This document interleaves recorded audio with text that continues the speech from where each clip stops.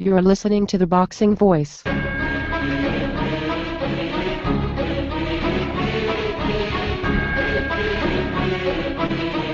It's showtime! Welcome back, boxing fans. Blood is good. Blood is emotion. Too much blood coming out of the eye. Blood is a story, a drama. Deep gas, blood pouring right into his eye. Blood is what we want to see in terms of passion. Blood streaming now from the cut in the eye, nose, his mouth, his cheeks swollen, and he's still calm. What we want is a bloody good fight tonight.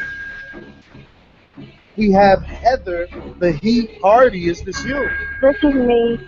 I think I need to talk to you every night because you make me smile and blush over here. Never been a lame-o, never been a lame-o. Yeah, I love strippers. I'm okay. You serious? You serious?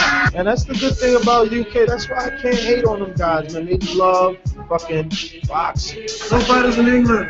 They all bums. Did you hear what this idiot just said? Yo, son, you're gonna get your ass beat by Molina, son. Are you fucking kidding me? He's overrated. Just gonna push it from me right now. For the interview? Yes. Don't get your hands go. Get out of here, Bird. Go home.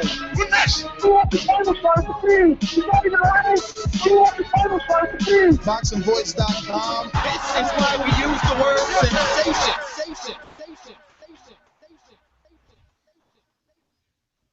All right, everybody, welcome back to Sunday's edition of Bernard Hopkins, Sergey Kovalev review.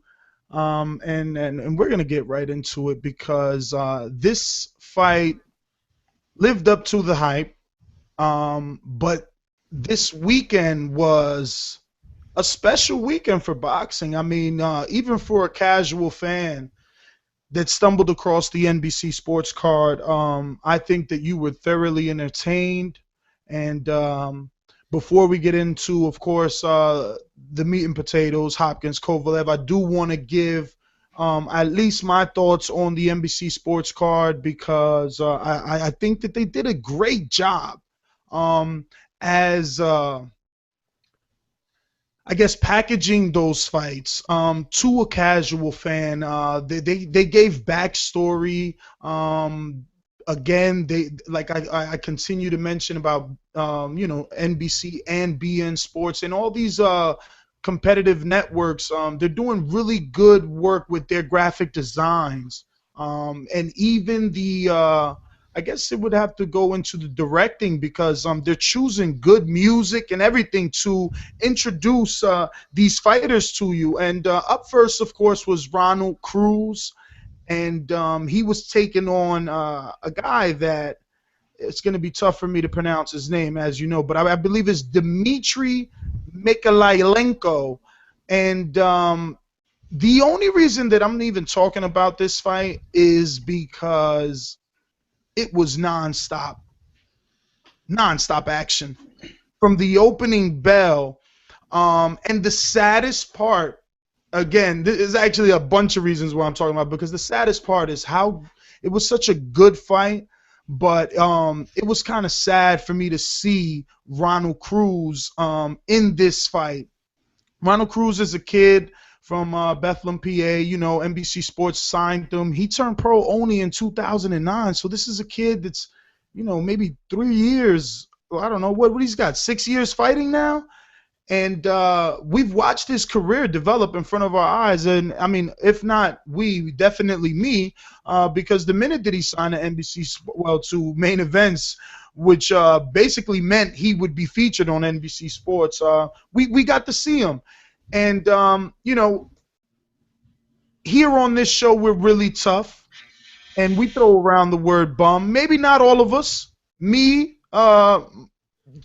doing that more than the rest of the guys. But the thing is, that's all in fun and games. And, Ronald Cruz, be what it may, he's a guy that showed tremendous improvement in this fight, and that's why it's sad, because he took these consecutive losses, he was forced to get in there with a guy that is 17-0, with a dude that you wouldn't put a guy coming off of, 4 tough losses because, again, Ronald Cruz may not be a world beater. We know this, right? But his last 4 losses, they're not to bad dudes. I mean, Errol Spence is super promising. We're all expecting huge things from him. Kermit Cintron is a former champion. Not everyone can beat a former champion.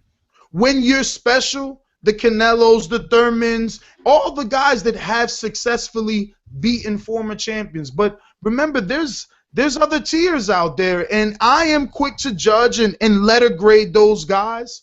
But at the end of the day, they're out there. The C-level fighters, the D-level fighters, they're out there that they're trying to turn it around. And given opportunity, like what I believe Ronald Cruz got, because he looked like a different fighter up until the 6th round. He was very comfortable in there. He was throwing combinations and changing speeds. He was digging to the body. But this fucking dude, Dimitri, he's must-see TV. And again, the reason I'm talking about this fight is because it was special.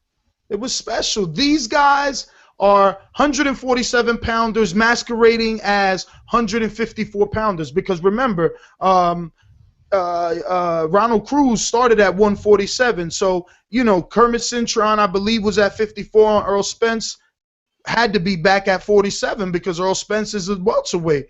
So Ronald Cruz is not a true junior middleweight. Dimitri, from what the telecast indicated, because I don't watch these Europeans until I have to watch these Europeans. So Dimitri, from what the telecast explained, was a welterweight. But these guys were throwing 108 punches around. Junior middleweights or welterweights are averaging anywhere between 48 and 58, something like that, right, James? Yeah, man, I think so. I mean, that's even for welterweight, that's still a gang of punches to throw, man. Now, look, I'm not here trying to be the bandwagon for Ronald Cruz because at the end of the day, he was very slow in his movement. His punches at times seemed telegraphed, but he did do solid work. There were changes in his game, but he was drug into a pace that he wasn't going to be able to keep up with, and his corner ultimately had to save him and get him out of there. And again, NBC Sports doing a wonderful job of having that camera right in his fucking face, and you hear he's like, no, but Billy, is one more round, because he changed trainers. This is a guy that relocated from Bethlehem, PA to Philadelphia, held training camp in Philadelphia, where obviously you can get tough sparring guys like Julian Williams and Garcia, and Chop is down there, Hank Lundy, there's names out there, Jesse Hart. There's a lot of sparring going on in Philadelphia. We all know this, Algieri's been down that way. It's endless. It's a hot spot for boxing, is Philadelphia, and tough guys at that. So he tried to make the changes necessary, but unfortunately, he came up short in this one.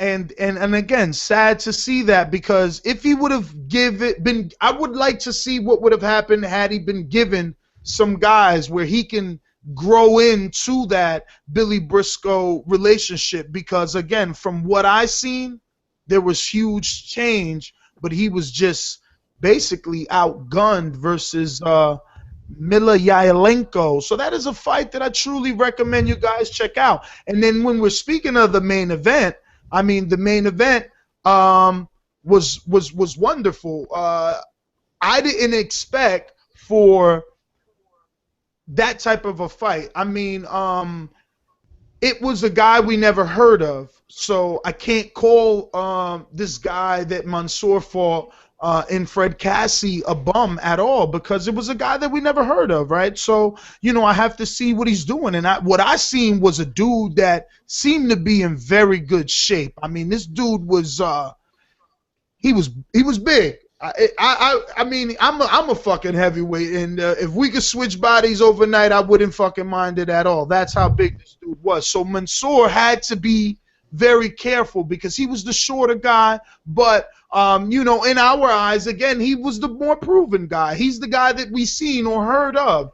Fred Cassie, we never seen. So Cassie seemed to be doing his rendition of Ali Foreman, where he's playing along the ropes and he's using the ropes to, you know, evade Amir Mansour's big punches. But all the while, Mansour isn't just this big, dumb heavyweight. No, he's getting inside and he's working the body and he's landing good left, well, straight lefts and good right hooks he was.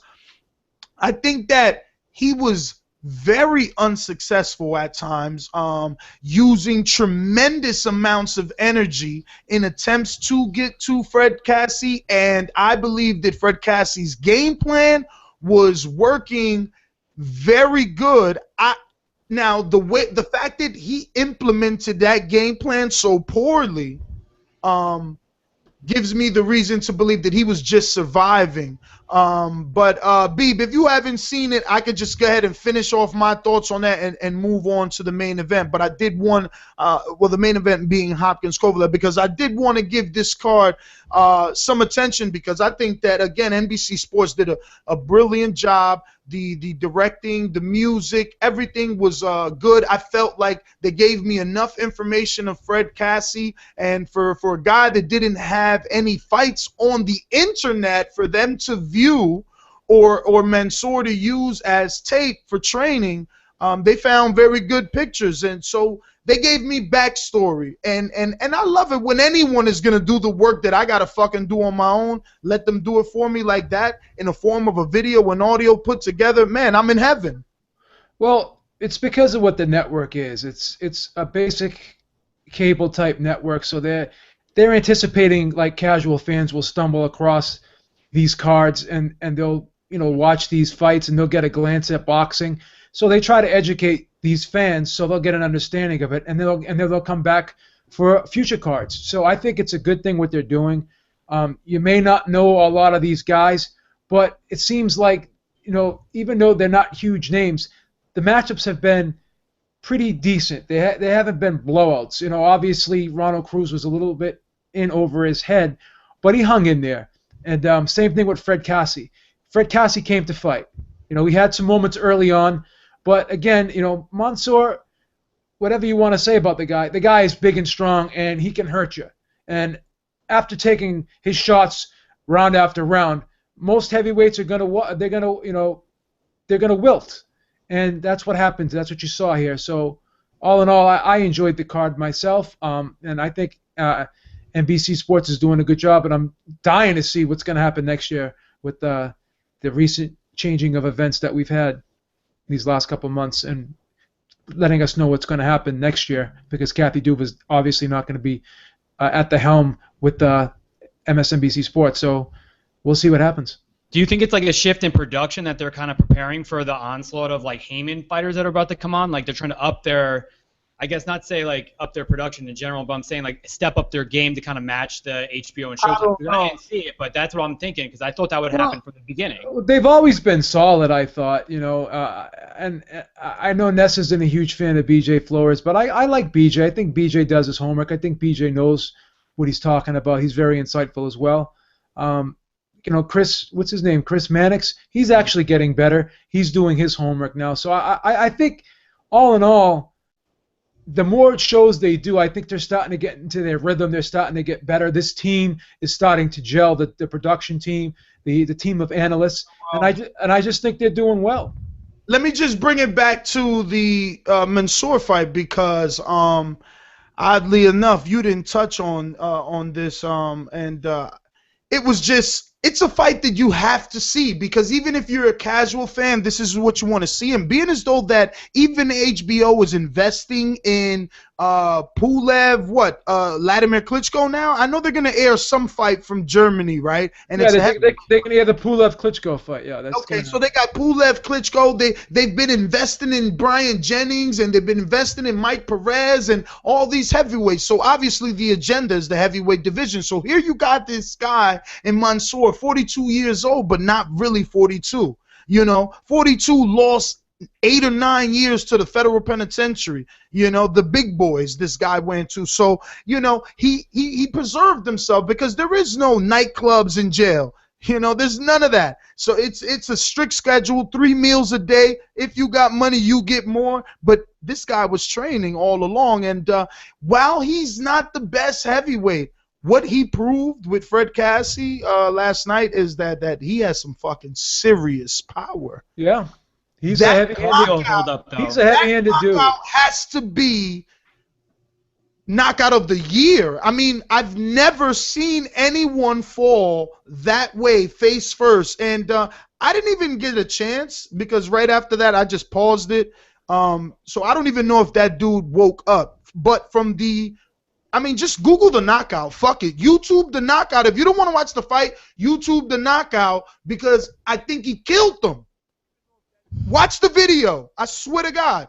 And we'll move on anyway because I see guys in the fucking chat trolling. Like, this is boxing, dude. We're not only going to cover one fight. You guys get on me for not knowing every European in the motherfucking planet. But then when I talk about an obscure fight that probably shouldn't be mentioned, but it merits it from what took place, you get on me. Get your shit together, man. Get your shit together. But anyway, let's take it to the streets and see what everybody got to say. 619, you're live on the Boxer Voice. Who's this? What's up, bro? It's Ali from Dago. Ali, what up? Yeah, what up, man? Yeah, well, I didn't watch the NBC fights. I actually forgot about them, so I can't really speak on that. But I want to start off talking about the Ali versus Abregu fight. Didn't you pick Abregu? I remember you from Thursday. Last time you had said it's messed up that I don't pick Ali, but I couldn't really respond to you. But man, I was impressed with Ali. I was actually a little bit more impressed with the finish. You know, I was kind of surprised that he knocked Abregu out because I didn't really look at him as like a knockout artist, so that kind of shocked me.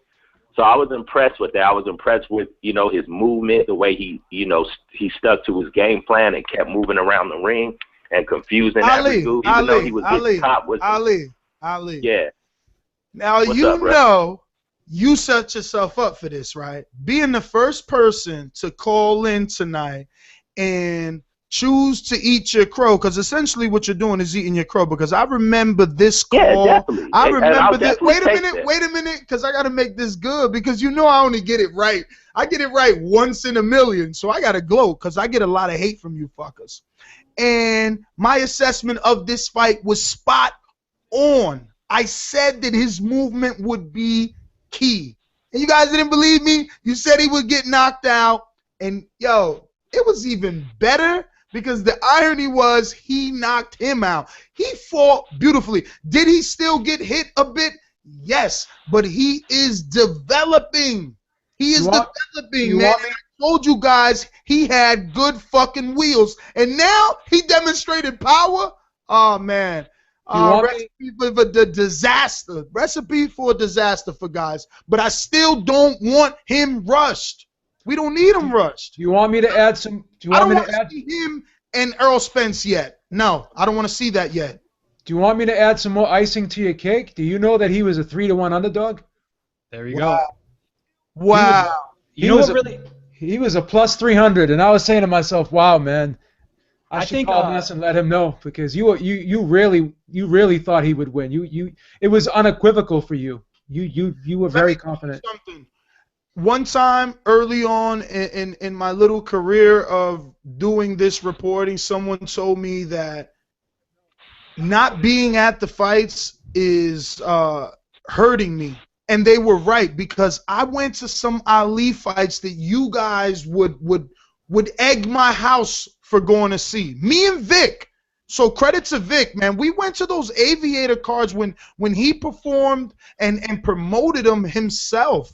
But again, he's just always showed good movement, and that was the key. I knew Abragu's not a world beater, so this is not a big win in my eyes. I kept telling y'all this motherfucker was a bum. I told y'all, and I'm not gonna call him a bum, but you know I use that word lightly, so please don't fucking kill me in the chat or in the comments, damn. But anyway, I kept telling you that he wasn't what he was, and I remember Bradley with very, very little power wobbling him, and I remember someone questioning me like a couple of shows ago, like, "Oh, Bradley never hurt him." Yes, he did, and Ali demonstrated that. Almost everything that landed flush hurt Abregu. Abregu was flawed, and shout out to Mount Alpha because I think that he always said the same thing, but he is also kind of backhanding compliments in the win by saying that Abregu had 2 hand surgeries that we never heard of, and because he doesn't call in anymore, we never heard about it. So don't give me no fucking excuses. Ali whooped his ass. Whooped that ass.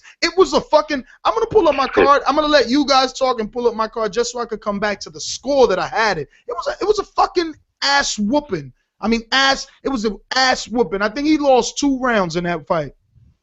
You know what it reminded me a lot like was that Victor Postal in the Selchuk-Aydin fight where he outboxed him for the entire time, then eventually iced him with the power. But what surprised me the most is, one, I think that Ali really benefited in having the larger size ring because clearly that ring was set up for Bernard Hopkins to be running away from Kovalev the entire time. That was a huge ring.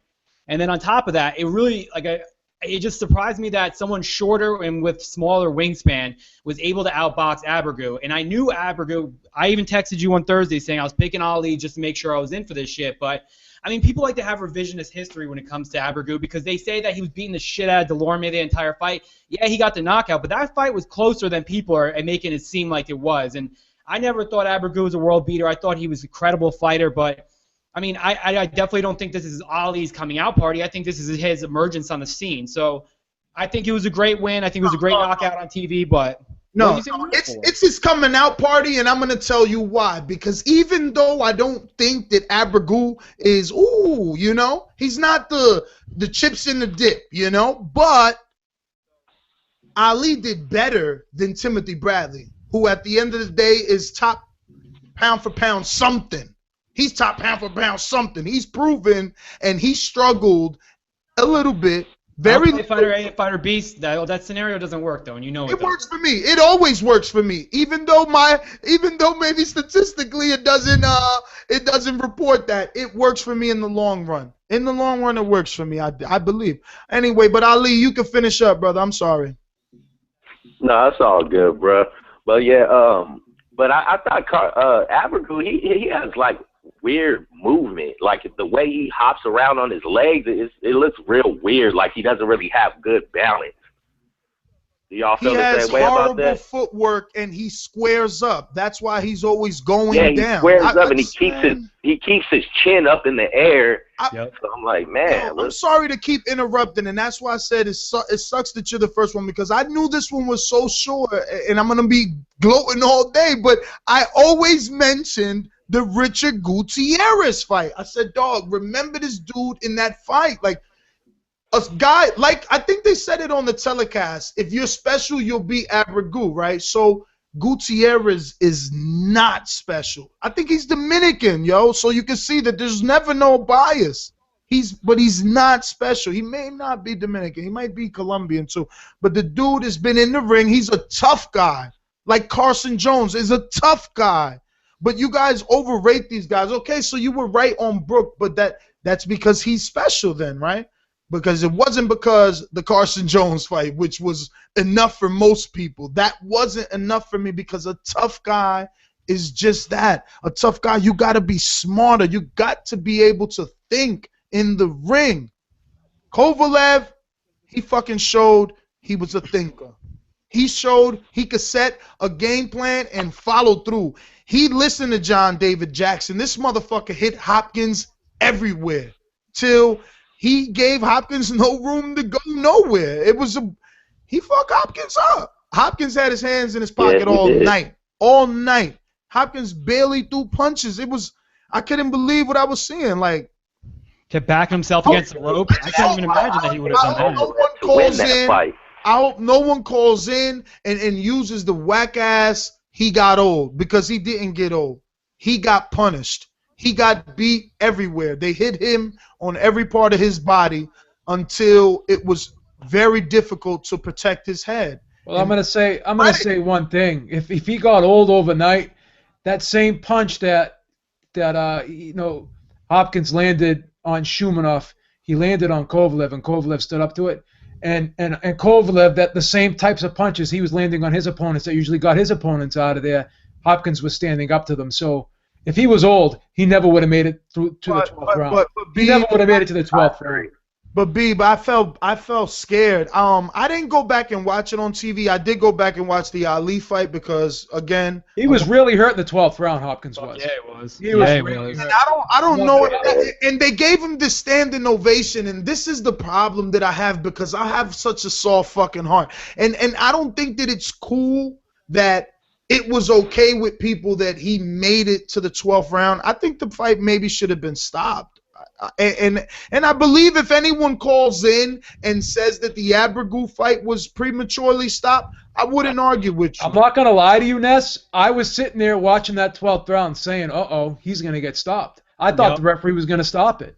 So did I. And I think they did it because he's Bernard Hopkins into the 12th round. And that was the same situation when Cotto fought Pacquiao. That fight was stopped. And yeah, it was a very similar situation to that. And you could argue the point that maybe a different referee would have stopped that fight. And again, sure. I'm not saying it had to happen. I'm not complaining about it. I'm glad he didn't stop it because I wanted to see Hopkins finish the fight on it, to the end of the bell. But there's an argument to be made, no question.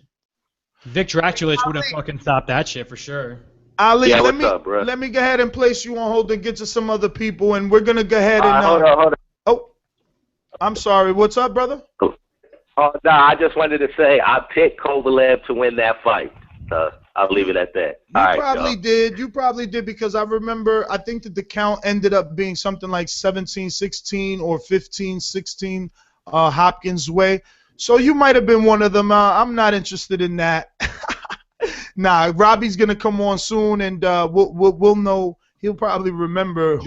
Did James pick Hopkins or did he pick Kovalev? I don't remember. I picked Hopkins. Yeah, I picked Hopkins too. He texts me, so James. That's why I'm giving James his credit as well. But I want to, now that we had our first caller and he headed us into the main event of our review.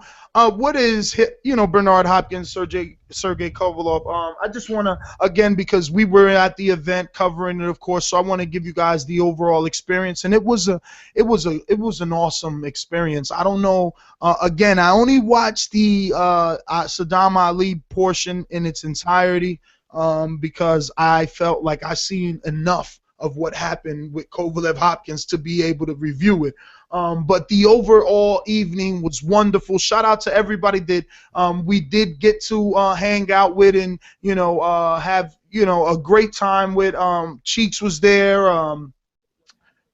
Chris was there, of course. Ramiro was there. He's coming all the way from Texas. I think it's Stay Cool on Wheels. He was there. Jets Green was there. Man, it was. You got to shout out Lissy. You're not going to shout out Lissy? No, of course. Lissy Boxing was there. Shout out to the guys from the Corner Boxing, I think it's called. And it was just an awesome night. Taino was there. Yo, it was so many people. Or I think it's Tano won. But it was just so many people. It was an awesome, awesome night. And in terms of the event itself, it was electric. It was a sold-out event. Now, look, I know this because I went, and bought a ticket. I took my best friend with me, and, so we went to the box office. We bought a ticket, and there were very little tickets, and we got there early. So, of course, we walked the boardwalk a little bit, met up with guys left and right, and, he had never done it, so I was, stopping every fighter that I knew and taking pictures with them. So, having them take a picture with my best friend, of course, because he's a huge boxing fan. And it was just an electric night, man. It was so many people were present. I mean, Garcia was there. Angel Garcia was there. His mom, Jesse Hart was there. I mean, it was just so many people there. And it was a sold-out crowd. By the time fight night started, after we met up with Lissy and, a couple of other guys, the guys from the Corner Boxing, and we all, went in. I had already got my credential at the time, and that was awesome. Shout out to the production of this. I mean, this was the first time. It felt fucking like, hey, hey, you guys have seen the growth of the boxing voice before your very eyes. Those that chose to, view us on YouTube and subscribe to our numerous outlets to stay informed on what it is that we do. You've seen that we've taken this, seriously. So this was the first time it felt like this, Beeb. I mean, of course, I brought out the Camaro, so I got the cherry red Camaro with all the black X, and she's looking fucking hot, of course. 12-inch fucking deep dish wheels in the back, whip up, boom. I go under fucking Caesar's Palace. I got parking under the fucking venue, baby. First time ever. So now I'm looking like hot shit because remember, I got my best friend, picked up another reporter from D.C., so I'm giving him a ride, and it's like, boom, we whip up. We're looking like hot shit, park the Camaro, get all my bags out the trunk, straight to the credential office. Just a smooth walk across a huge parking lot. Felt like a movie scene. I mean, the lights were, every fucking light bulb was working in the garage that night, baby. Nesta was in the fucking building. You know what I'm saying? You were like Nucky Thompson, right? Oh my God, it felt like it was Boardwalk Empire. We crossed the fucking parking lot, boom, open the door, credentials right there, say my name, no issues, in front of my friend. Again, first time he comes, I'm looking to impress. No issues. Anybody that gets a credential knows that there's always a problem that your name may not be on the list. Now you got to go through emails and show, look, it's not as easy as it could be, but this night it played perfectly, you know what I'm saying? So boom, my credentials there. Then I go meet Josh, who was also coming in from Philly because, the boxing voice was attacking this forceful. So meet up with Josh, same scenario, get him his credential, boom, and get in there. And from the beginning, it was packed. It was already packed from the very beginning. This was not something that built up to the main event. There was a ton of fights that clearly didn't get televised, but they had their little hometown crowds. There were a few other Europeans there, a couple of Chenkos or Lenkos. They were also there. I couldn't give you the names. I got my bout sheet. How are your seats? Did you have good seats? I was press row. Wow. Again, I was living the dream. I was press row, Did you share a bag of popcorn with Raphael? No, because I'm all business. Man doesn't share popcorn. I end up with some hot dogs at the end of the night, but I didn't eat while I was there. But it was, again, the access was also good. It was very easy to get the guys, and it was just a great night. Being back there. For the end of the fight, watching Hopkins, and listening to him, and he didn't sound bad. He didn't sound bad, and he didn't sound upset. And what he did was promise that what he and Golden Boy are gonna continue to give us is fights like this. And listen, Kovalev, shout out to him. He did what no one else can do because, I don't know, Beeb, you're before me and Robbie, and maybe you remember Hopkins in another tough fight like this, but never. Really no way. Hopkins has never been in a fight where he's lost every round like this. But the worst Hopkins ever lost to was like Roy Jones, and that fight was like 8-4, 7-5-ish. Yeah. He's never been in a fight where he's lost every round like this. Well, I'll tell you this too, Ness. I wish the fights were exciting as your story you just told, man, because the fights were good and they were important, but damn, they weren't the most exciting thing. Really? Which fight exactly? First of all, the first half of the Saddam Ali fight to me was just it just drug on, same shit. And then that's because you guys don't enjoy boxing. I mean, you don't. You guys want the Gennady Golovkins and the Kovalevs. Without that, boxing is boring to you, and to me, it's not. I like to see beauty. I like to see a dude. If a dude could be a ballerina in the ring, I'm happy with it because I like to see gracefulness. Like I said, dude, Saddam Ali benefited in that huge ass ring. Saddam Ali benefited seriously with that huge ass ring. He was able to. He used it, and that's exactly that. My problem is to be entertained. My issue. Yeah, it's like anything else. It's like anything else. Everyone has a favorite flavor, and that may not have been your flavor. A lot of people, it wasn't their flavor, but I didn't have a problem with it. But a lot of people did. I mean, a lot of people were complaining about that first half of the fight. I'll be the first to tell you. There was booze, and even Max Kellerman was saying, hey, you know what? The first half of the fight was uneventful, but Ali finished strong, and he had the crowd in the palm of his hand cheering at the end. So he turned a fight that was somewhat uneventful, from the start, into something that was, dynamic and spectacular. So, a lot of people agree with James. I agree more on your side, Ness, but I can see where James is coming from. There is some validity to his point. From on my side here, Tim Bradley and Yaroslav Ular to me are some of the most entertaining boxers because they box and they're just good and they're accurate. Yeah, it was just lacking in something. And at the same time, when you look at the Kovalev fight, it just seemed like Bernard Hopkins wasn't throwing punches. It seemed like he was very tentative. It seemed like he was. Okay. So this is the problem, though. This is the problem again. That's why you guys think that my system is whack, but I think that it's not flawed. You have to use Abragu's other fights. And say what you want about Abragu. I could call him a C, a D, a bum, whatever you think is insulting to him, because that's how you think of me, right? So what you have to do is assess it regardless.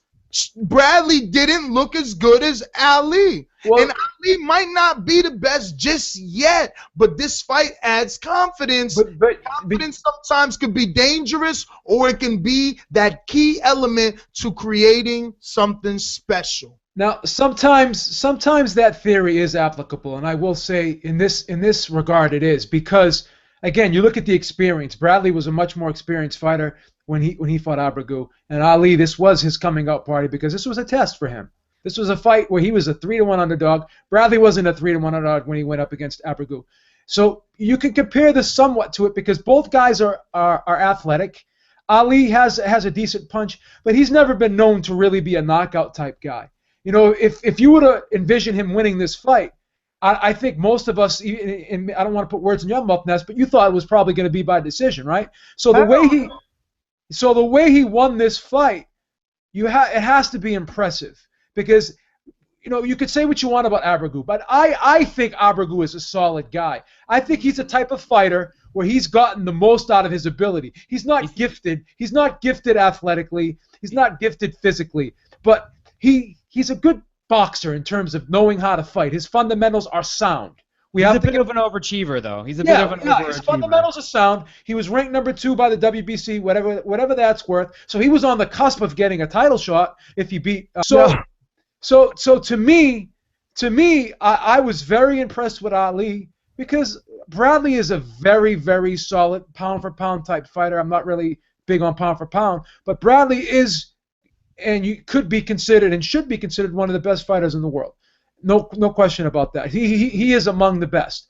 So Bradley, I thought, had a little bit of some rough patches against Abragu. I thought Abragu, was able to impose his will a little bit at certain points of the fight, and then Bradley had to use his movement, sort of like what Ali did. But Ali, the one knock I had on Ali, because there was questions that had, were being asked about Kovalev, and not just Kovalev, but Ali as well, in my mind, because you have what you call thinkers in the ring, and sometimes being a thinker can be good, and sometimes it can be bad. When being a thinker sometimes is bad is when you're analyzing the situation too much, and you're not fluid, and you're not instinctive on what you want to do. And a lot of times I would watch Ali, and he would be thinking, should I do this, should I do that?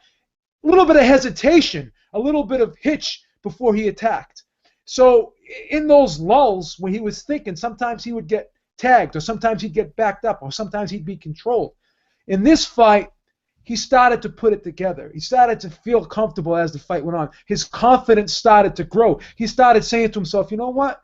I can do this. I can do that. Whereas before, he was thinking, can I do this? Can I do that? This time, he said to himself, I can do this. I can control this guy. I can do whatever I want in there. I can move on this guy. I can hit this guy. I can steal this guy. I can hurt this guy. And I think we saw the birth of another level of Ali in his mind. I think in his mind, he feels he graduated last night. And I think moving forward, I think we're going to see it. Maybe I'm jumping. Maybe I'm jumping the gun. Maybe I'm jumping the gun. But I just saw growth. I saw growth before my very eyes last night, where a guy, for the first time, in my opinion, really got a grasp of himself and really found out who he was as a fighter. And he just took hold of the reins last night and he rode the pony home. And I was extremely impressed. To add on to what you were saying, Beep, to be honest with you, just like exactly how you just said, I felt his confidence was growing throughout the fight. I also saw his patience increase because he knew that Abregu would eventually come in and he could take his time. Comes with the confidence. You got it. So confidence. What I saw too at the last, the 9th round when he was about to knock out Abregu, is that Abregu knew he was down on the cards and he needed to go for the home run hit. So he kind of threw caution to the wind. Saddam Ali knew that. He kind of sat a few times in those later rounds. It seemed like Ali was. It was a little bit overwhelming for him because Abregu just kind of came at him. But he remained patient. His confidence was there. He knew his accuracy was there. And to me, Ali wasn't fighting like a guy that normally would go this far into fights. He had his stamina was there, something that I thought B-Hop wasn't having. A lot of things that really did impress me. So I don't want you to take away from this fight when I said it wasn't that entertaining to me, that I wasn't impressed by Ali, because I think this is a great win. Well, I don't think this is his burst on the scene. I still don't think he's a world beater. I still don't think that there's a lot of people in the welterweight division. This is a stacked division. And beating Abregu to me is big, but not that big when you think of who's in front of him. But it was the way he did it, though, James. No one's ever done that like that. No one's ever walked through this guy. AD in the same way that Victor Postal is, and I'm not sitting here crowning that man the next big thing. So I mean, no. See, that's where you fuck up, because your assessment or your comparison of using Adine to Abregu is bad. I think Abragu's a better fighter than Adine, in my opinion. Exactly. In terms of wins and losses, listen. In terms of wins and losses, or in terms of level of opponent, Aiden has gotten beat by more guys because he fought better fighters than. But let me just jump in real quick. Look at Abregu beating Delorme. Now that again, wasn't a one. That wasn't. But again, though, Delorme is a very athletic fighter, very gifted fighter technically, and that's a style that you think would give Abregu fits, and he handled that style. So if you look at that fight, okay, if you're going in and you're kind of doing an assessment of both fighters, you look at Ali's last fight against Bryant. Bryant was definitely on the downside of his career, and that fight was very competitive. It's not supposed to be competitive like that.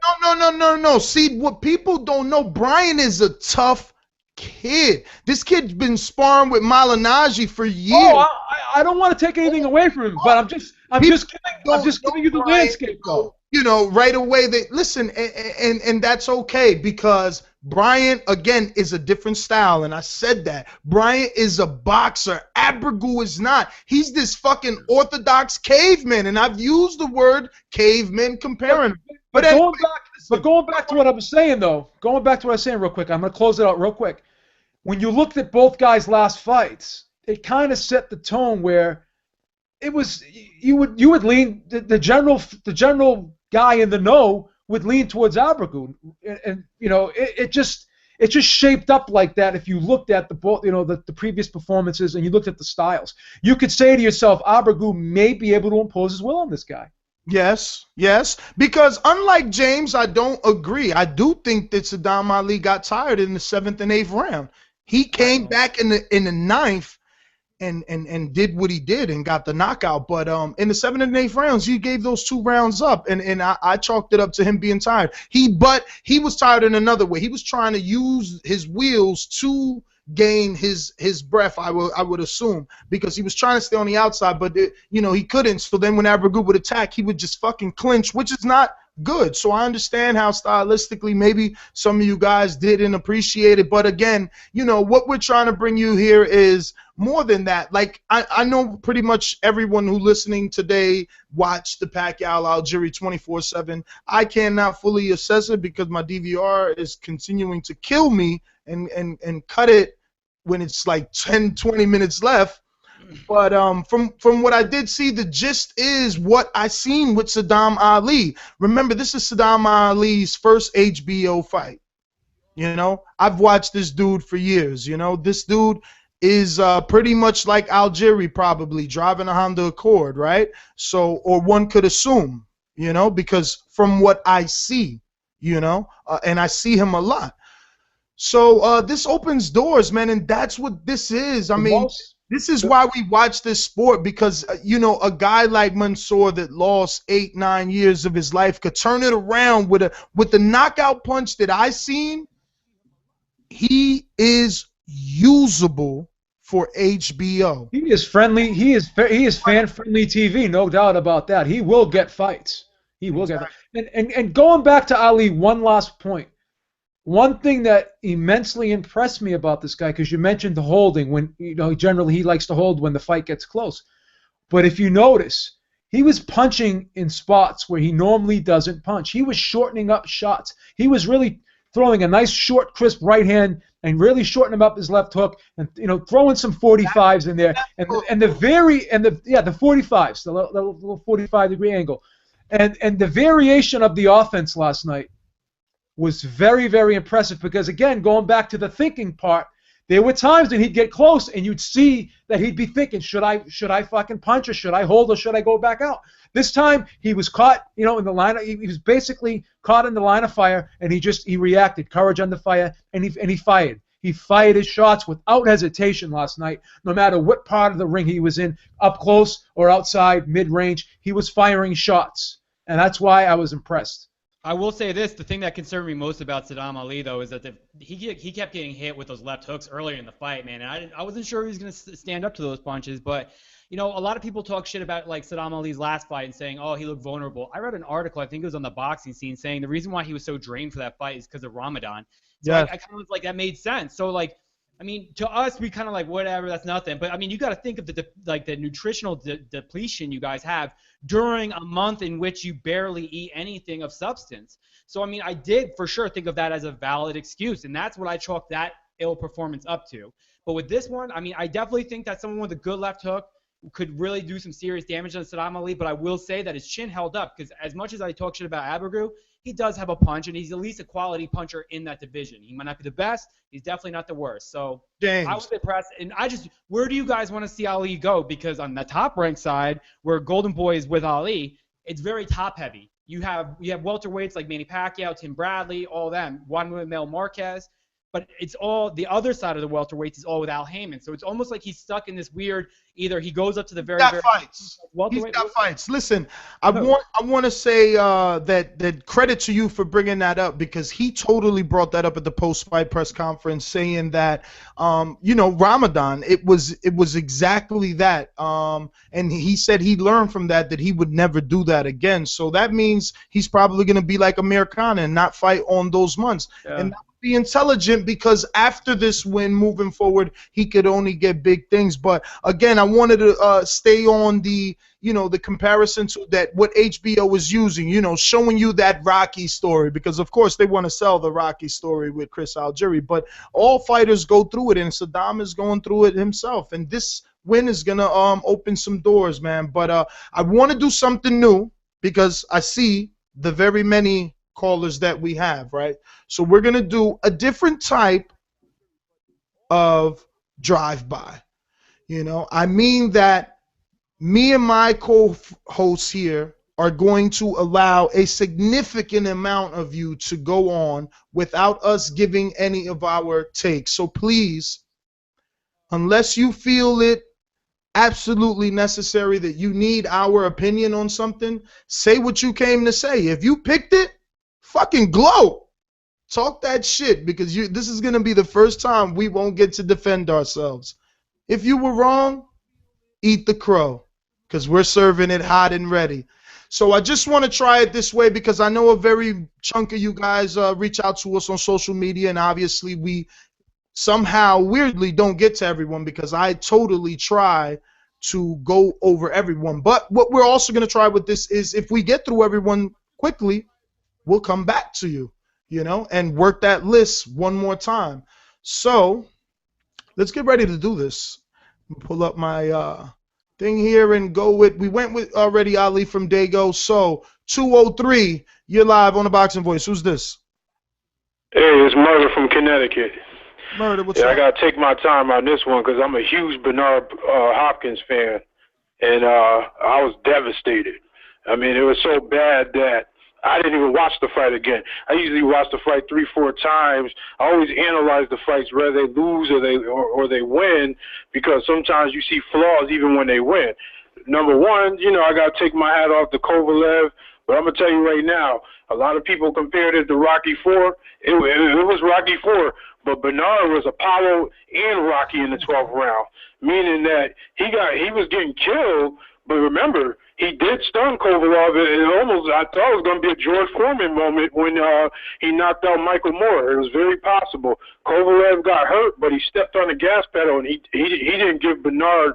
I mean, he didn't give him any chance to breathe or anything. I mean, I watched all Bernard's fights, and you know, it's debatable on some of his losses. I really don't see him losing to a lot of guys. Even the first Jermaine Taylor fight, I gave it to Bernard. I thought he pulled that off. I think his style sometimes doesn't give him any justice because sometimes the copy box numbers that they show you, I don't always believe that, and I think Bernard sometimes he's hitting guys, but you don't really see that because he's slick, he moves out of the way, he hits you with that 1-2, that straight right. I expected to see the straight right, the feint. Shit, Kovalev was doing what Hopkins usually does. He did Hopkins on Hopkins, you know. So I mean, I have to say I was impressed. Bernard, you know, he did look 49, you know, but he tried to do that last minute thing in the 12th round. That was the highlight of the whole fight to me. And, you know, he came up short. But I'll still give Bernard a chance against the average light heavyweight. In fact, it's a victory for Bernard for the fact that I don't think there's any guy in that division that could take all those punches for all those rounds. I mean, those punches he got hit with are the knockout punches. And he stood up to him, and you know, he went out like a champ, and he was able to stand up like a man and talk about it today. I seen the press conference after the fight. So I'm just saying, I'm a huge Bernard Hopkins fan. I'm telling you, I was devastated, man. I didn't even watch the fight again. You know, but that's pretty much what I got to say. And one more thing, a guy called in last Thursday from London saying that we don't give guys a chance from, you know, the European guys. Man, they're trying their best to get all these European guys over here. And if they're good and they put in that work, then I give them nothing but credit. But, you know, I mean, it is what it is, man. We're not hating on any guys from out there. You know, but, you know, we want to see American heavyweights, you know, let the best man win. When you put the best in the ring with the best, you get the best results. And I think this is the most significant fight of the year in my book. Because now you really could say you have a real light heavyweight champion. He only needs one more belt.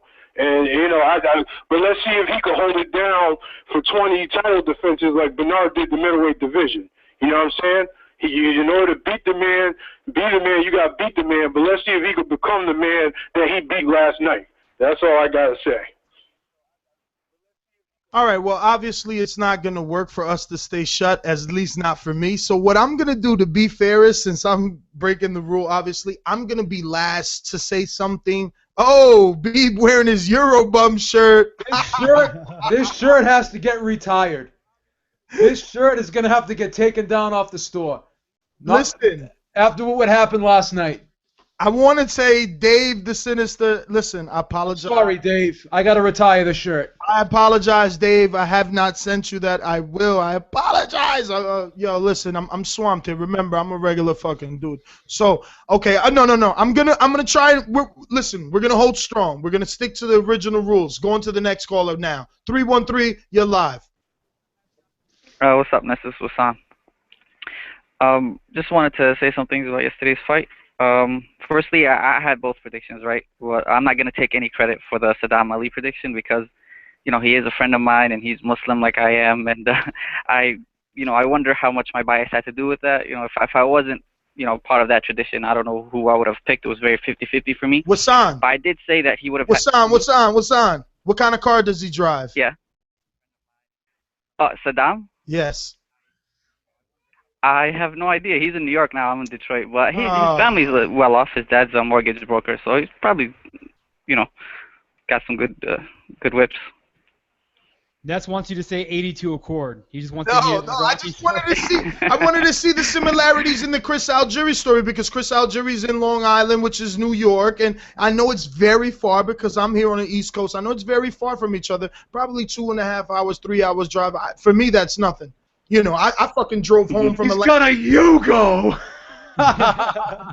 He's got a pacer, bro. He's got that pacer. You imagine that shit? Man, what's on? Go ahead. Oh my God. He's got a gremlin. He's got a gremlin.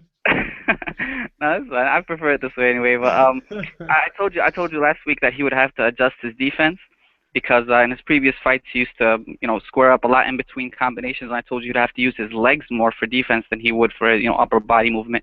And that's exactly what Andre Rozier was telling him in in the corner. He was telling him, go in and out real quick. And towards the end of the round, towards the end of the fight, when they realized they could hurt Abregu, they told him, just fire 1-2s because this guy is like target practice. And he landed it. It was precise, but Abregu is not really the most mobile or elusive guy in the world. And a lot of credit for Saddam. He got through the nerves. His first big fight on HBO, the crowd was booing. All those intangibles were really, really great to see him overcome. And I just want to make a point that sometimes it's not all about resumes. Sometimes it's about looking at a fighter's career and looking at the skill set that his previous opponents brought. For example, like Jeremy Bryant. This is a guy with a good jab, very, very good jab. A solid defense. Not the most, like I said, elusive guy in the world, but he did have those fundamentals, and he matched Ali in a lot of those categories. And Ali was, able to overcome that and adjust and drop him in the later rounds. So he really matured in that fight. Even fought, a guy very awkward guy in Jay Krupp, a couple fights before that, off of a long layoff. So all these intangibles, they matter. Sometimes it's not all about, resumes. Just have to look at, it's like a puzzle. And for example, just to get to the Kovalev fight, last week people called up and said Kovalev has no jab.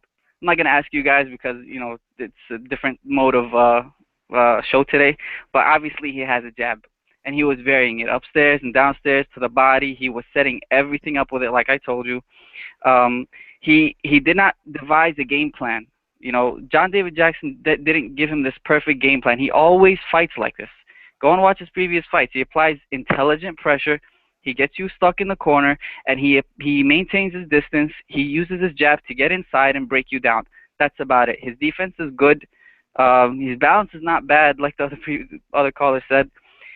If the people who are saying that he's a slugger, if you can look at two fighters, for example, like Abregu and Kovalev, and you can't tell the difference between them, that one is more sound than the other, that one is a better boxer than the other. For example, like Adrian Broner and Floyd Mayweather. If you can't tell the difference, you should just, I don't know, maybe go somewhere, stop watching boxing for a while, take a break, maybe study a lot of film, and then come back and give some opinions. But the only thing he adjusted in that fight was his patience. He usually likes to throw a lot of punches, but it wasn't because that was their plan going in. B-Hop has a great defense, so you can't punch yourself out trying to hit this guy when he's very, very defensively sound. So he would pick his spots, and he eventually won every single round. And the previous caller, he mentioned that Bernard Hopkins hurt Kovalev. He didn't hurt him. Their feet got tangled. They showed it in the replay, and it was just actually Kovalev slipped that punch, and it ended up hitting his neck, and their feet got tangled up. That's why it looked like his knees buckled. But that's pretty much it. And thank you guys for taking my call. All right. 787, you're live. Who's this? 787. Man, I think he fell asleep. Wow, you disrespected us right there. Sounds like he's snoring over there. 916. Damn, he made me feel like shit right now. 916, you're live. What up? What up? Cuzzo from Sacramento.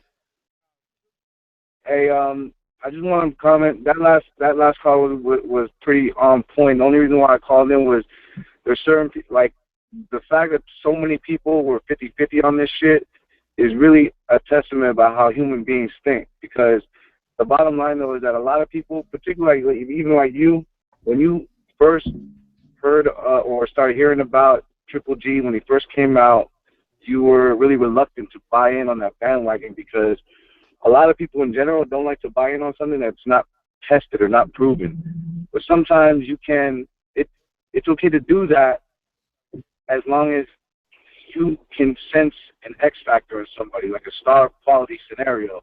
And there are some tangibles that can't be measured. You can measure them, but not like a boxing count or how many, or cardio, but specifically power.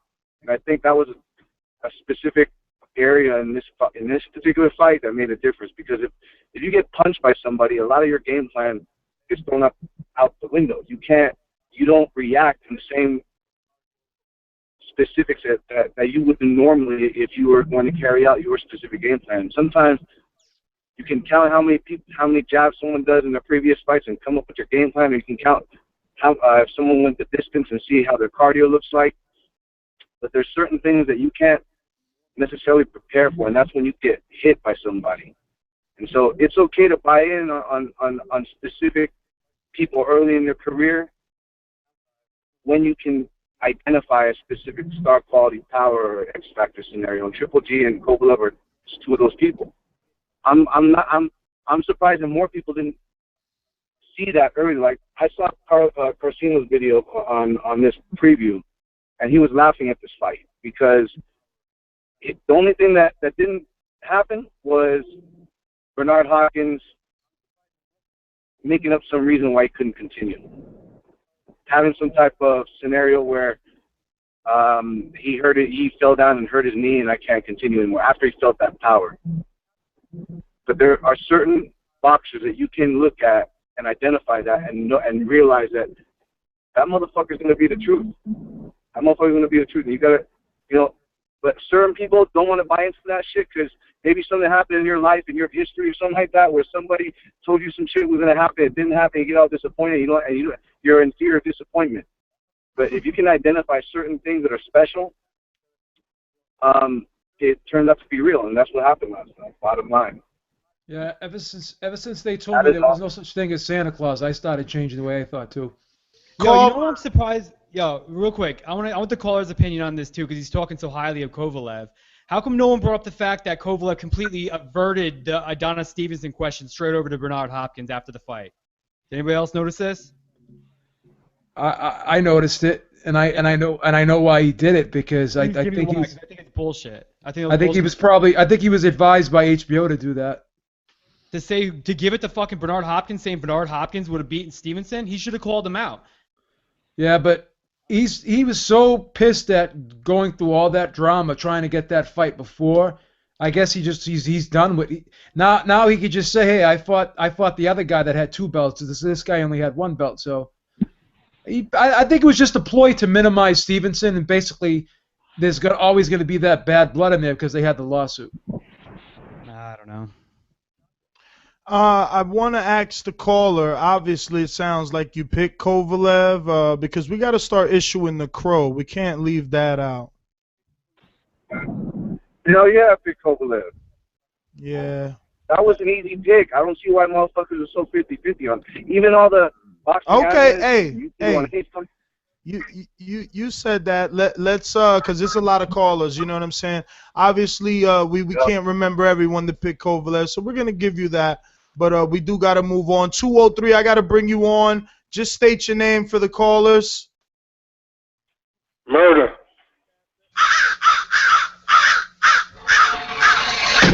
Obviously, you picked Hopkins, so there's your crow. Let me get to the rest of these guys. 913, you're live. Did you or did you not pick Kovalev? 931. Hey, man. First time caller. Oh, hold on, brother. We have a tradition for that. So as I play this, when it stops, you introduce yourself. Ladies and gentlemen, making his professional debut, Stephen McCowan. Where you calling in from, Stephen? Hey, man, I'm from Tennessee. All right, brother. Talk to us, man. What's on your mind? First off, I want to say this is the only podcast I've ever listened to, man. You guys kick ass. I fucking love the show. Well, thank you. Next, I'd like to say I'm glad Hopkins got his ass kicked yesterday. It's time for him to go. Ooh. I've never liked his fights, and I've never liked his mouth. Ooh. I'm just sad he didn't get knocked out, really. Ooh. And another issue that I got is people calling in picking Algeria against Pacquiao, and I want to place a bet with the next 5 people that have Algeria over Pacquiao. Your boy Nats is picking Algeria. Stick around, Stephen, because this show is notorious for matching callers together to make those bets, but we hold that very, very seriously here. You know, we don't like people reneging. But, Steven, it's totally awesome you're calling in from Tennessee. I'm glad that you appreciate it and you chose this to be your first podcast.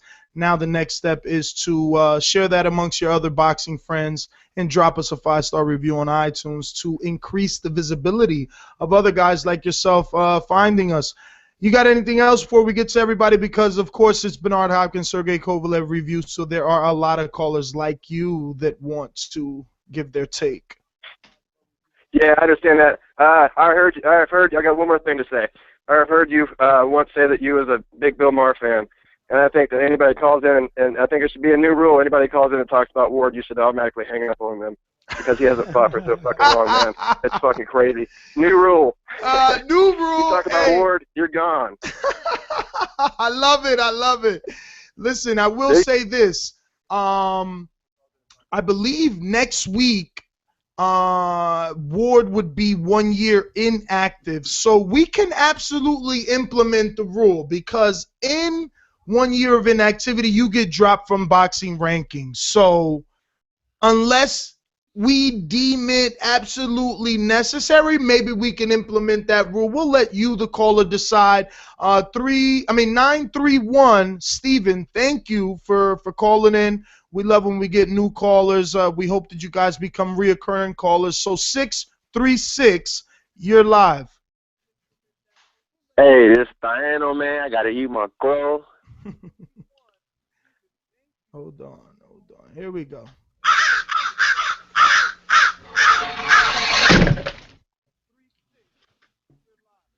And, man, let me break it down, man. I am so impressed with Sergey Kovalev. Man, he was patient, and that's the first thing I noticed. And I was talking amongst my people, and I say, man, this guy is so amazing with his timing, and he was taking his time. He wasn't getting frustrated, and he was taking Hopkins punches. Like in round 3, he got hit with a left hook, and he just ate it like it wasn't nothing, and then came back with a 2-piece and then a stab jab to the body, and that was just amazing to me. He cornered B-Hop. I mean, he cut off the ring. You know, B-Hop is a master of being a ring general, right?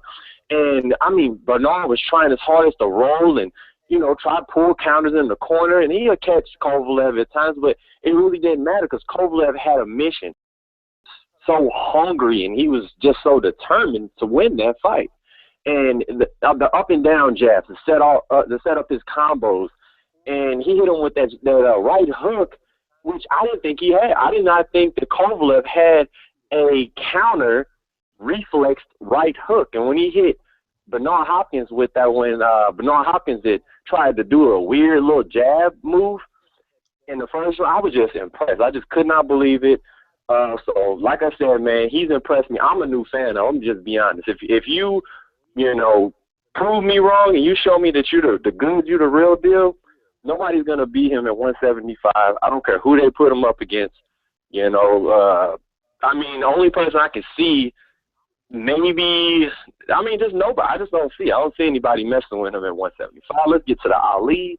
The Ali fight reminded me a lot of, you know, like a Prince Nazim Ahmed in spots. Not the whole fight, just in spots. When Ali did that just without even jabbing, just a super quick agility-like, you know, straight right-hand lead, that was amazing to me because you don't see that much in boxing. That, you know, I mean, O'Neal Donaire used to do it in his prime, you know, but I mean, it was just beautiful to see. Like, Abregu didn't know what hit him. You know what I'm saying? In the 6th round, when he got hit with that and he went down, I was just like, whoa, like, this dude is amazing. Because remember, Timothy Bradley outclassed him, outboxed him, but guess what?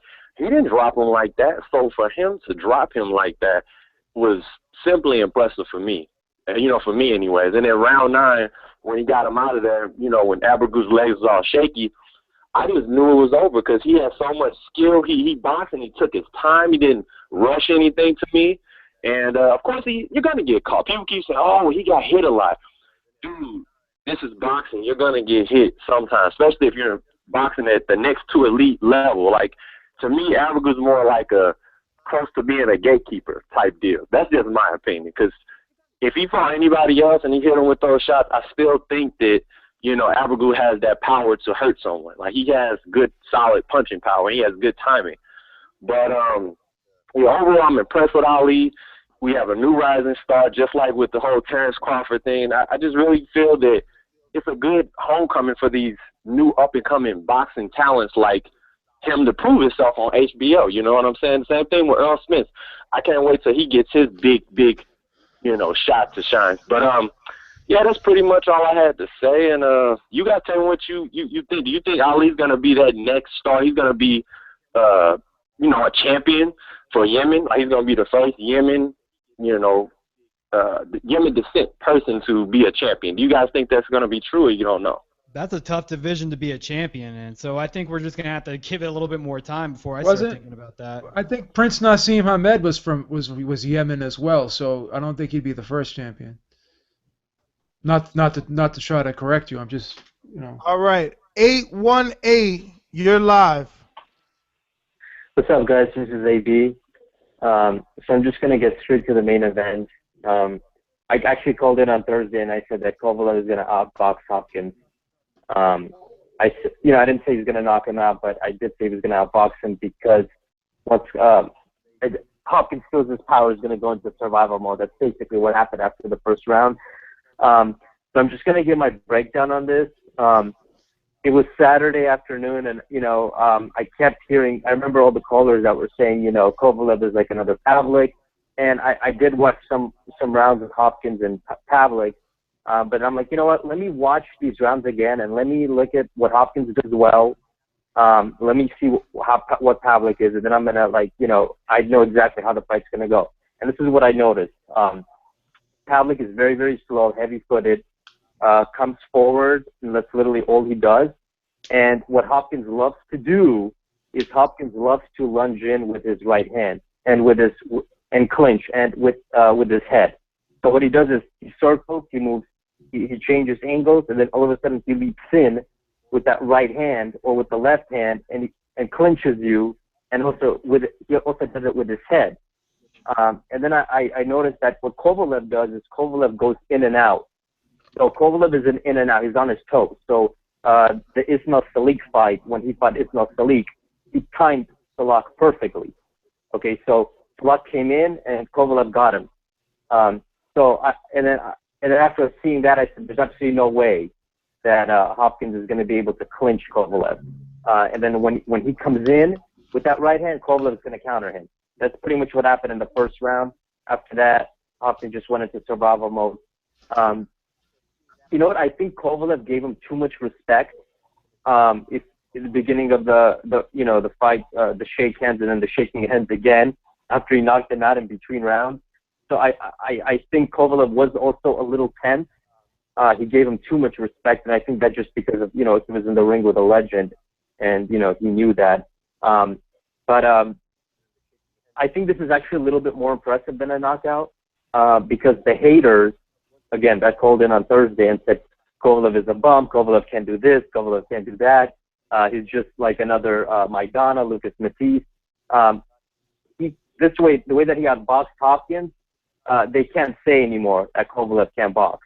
And if Kovalev would have knocked him out in the first round, they would have been calling in and said, oh, he got a lucky punch. He can't box. You know what I mean? If he faces someone that can box, it's going to be over. He just caught Hopkins, you know?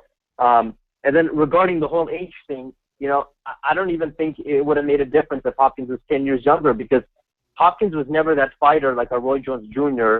that used his amazing speed to win fights. Hopkins always had that ugly style where I'm going to clinch you, I'm going to, you know, come forward with that right hand, and he would never be able to do that with Kovalev's style. But now pretty much I know what's going to happen is, you know, a lot of haters are going to discredit Hopkins' age and say that, you know, he was washed up and he looked slow. Well, truth and fact, that's basically Hopkins' style. 20 years ago, Hopkins always fought like that. He never really used his speed to dominate fights. And then regarding Ward, you know, forget about the whole Golovkin-Ward now. Let's start talking about Ward-Kovalev.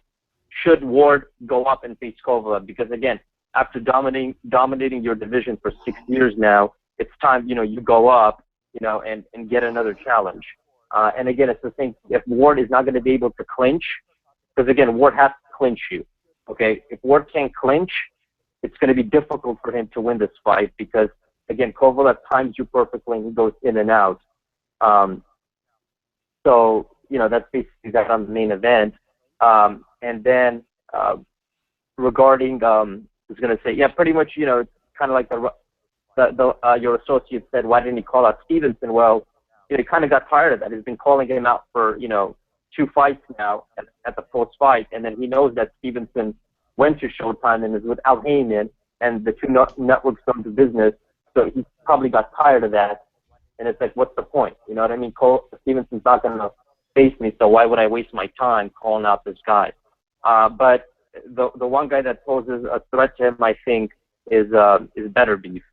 That would be an interesting fight. It's not going to happen right away, but down the line probably will happen. You know, it's just going back to that. It's you know, the rise of the Eastern Europeans in the sport of professional boxing. You have brother.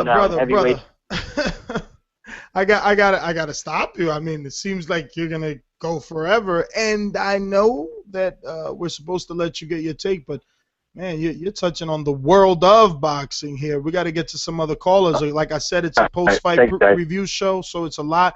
Please don't take any offense to that, man. We encourage you to call back in. And like I said, I'm going to get through everyone and then come back around because, you know, we're here for 2-3 hours a day.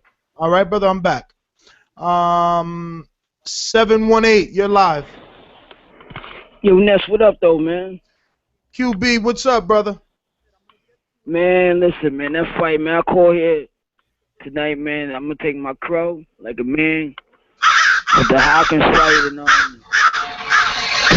And it was times in the fight, man, I kind of felt like, I know Hopkins is a boxing technician and all that, but you got to give Kovalev, the trainer that used to train Hopkins under Nassim Richardson, props, man. He had a perfect game plan with the feints and all that, and he beat Hopkins up, man, badly. He beat him up. Hopkins, I mean, he takes a good punch, but after a while I was like, damn, I didn't want to see him get beat up like that, man. After a while I was like that, man. But yeah, that's part of boxing and all that, and I just called to take my crow and all that, and that's it. All right, QB. 732. Boxing Voice, what up? It's the Angel Wall Street. It's crow time.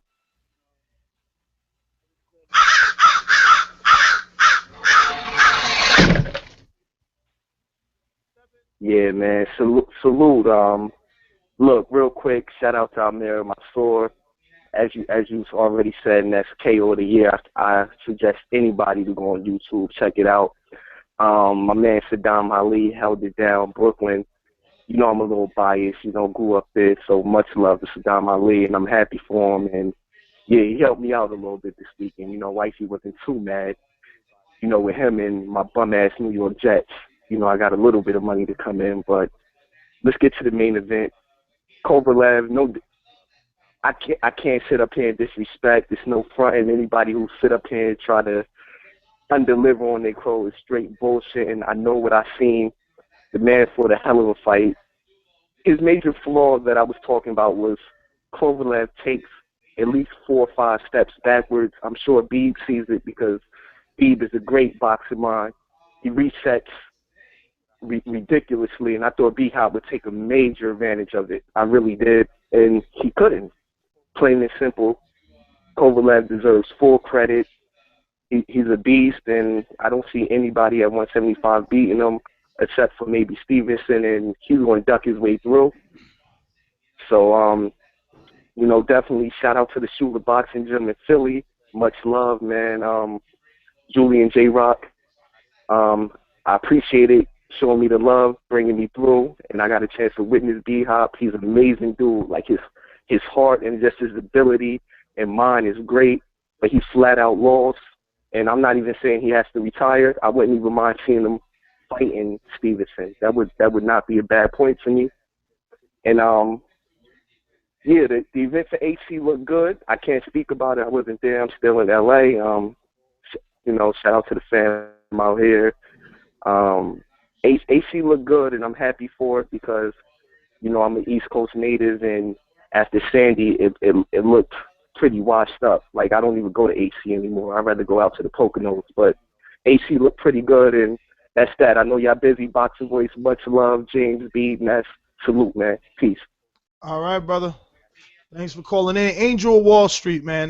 Being a man, eating his crow. I like it this way. I like the people, just say, hey, look, I picked it wrong, give my crow. It's no big deal. We all got to eat. 718. You're live, 718. Yeah, how you doing? This is Suleiman from the Bronx. My picks were pretty good for this week. That's a fighter that's Saddam Ali is a fighter that's on the come up on the world class level. Congratulations to him because he showed him food before a tough fighter that many people didn't think he was going to win. He showed all his abilities. He it's true what B was saying. He was able to use his mind and create applications to win the fight, during the fight against a tough opponent that started coming up later in the rounds. He used all the boxing ring, fast hands. He has power. And about the Kovalev fight, Kovalev's fantastic. He showed he's intelligent. He has intelligent mind. He could box in the ring. Bernard Hopkins, he didn't take him lightly at all in any of the rounds. And mind you, he won every round. I repeat, Kovalev won every round, so everybody could know. He shut the man out. He has a great corner, Bernard Hopkins. He had a whole bunch of handlers taking care of him every round. We just couldn't have an answer for Kovalev. Now, him against Stevenson, I don't think that's a problem. They should put him because that fighter could be a barometer fight. They could compare both of them, how they do against Bernard.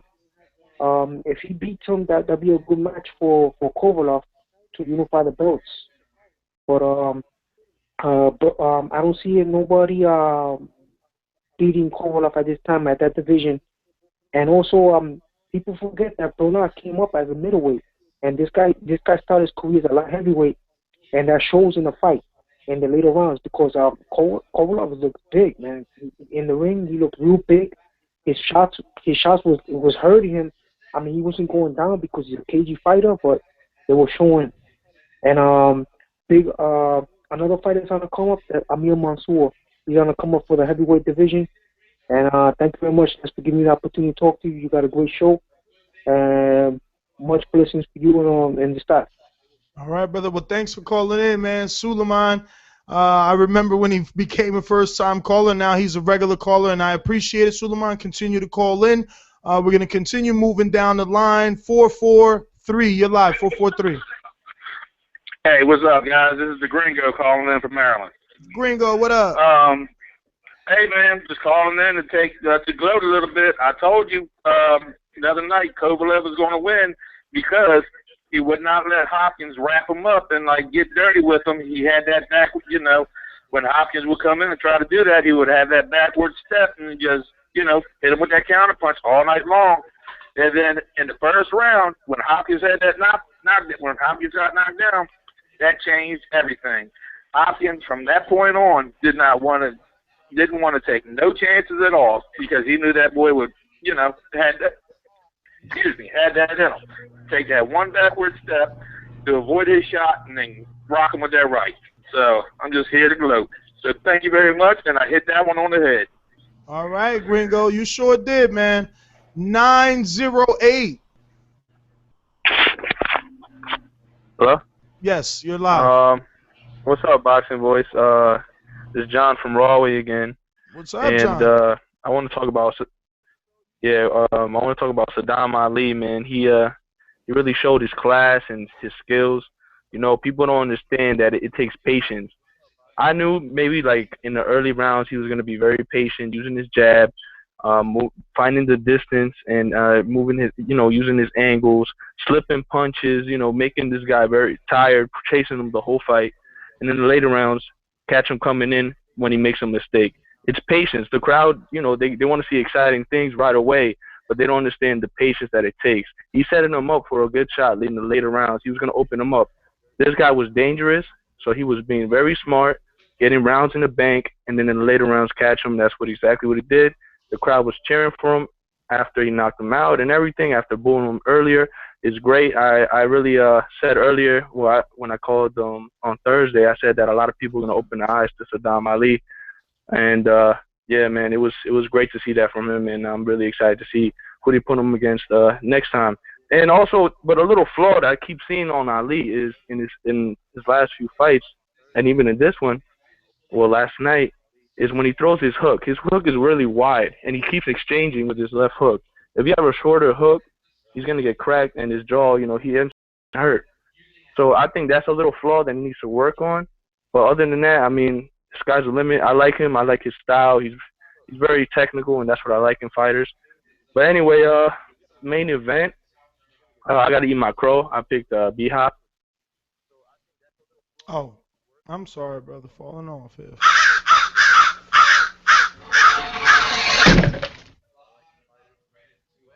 And yeah, I mean, I chose B-Hop. I chose him because of the past and everything of he's done, and honestly with my heart. And I mean, it's crazy to me how a man could get knocked down in the first round and lose all 11 rounds, all 12 rounds, and people still respect him and give him that, get up and applaud this dude. I mean, I honestly respect him for staying up and everything. But let's be honest, he lost every single round. He got really beat down. He was on the ropes for most of the fight. And, it was really sad to see, honestly, during each round that goes by, somebody that in the earlier years you've seen him do so much work and prove so many people wrong, and to see him get beat down like that. And in the 12th round, I thought they were going to stop it. He was taking a lot of big shots, and he was close from being knocked out. He just has a really good, strong jaw. And it was just really sad to see. I'm really excited to see what Kovalev does, and that's about it. All right. Also, really quickly, Kovalev, I mean, everybody was talking about he only went 8 rounds and whatnot.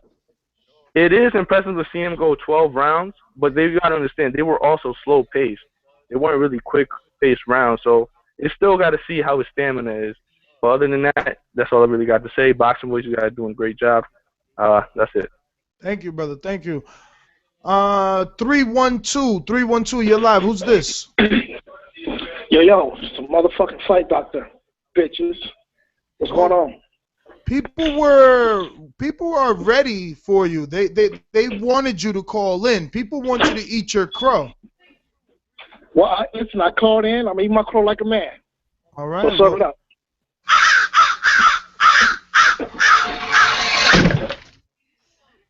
Listen. Kovalev looked good, okay? Fought a very smart fight. I like the way he looked patient in the fight. He didn't overcommit. He didn't rush. He wasn't in a hurry. Took his time. Went about his work as a professional. I saw some good things, but then at the same time, I see where he still needs to work with some things, particularly his defense and his balance.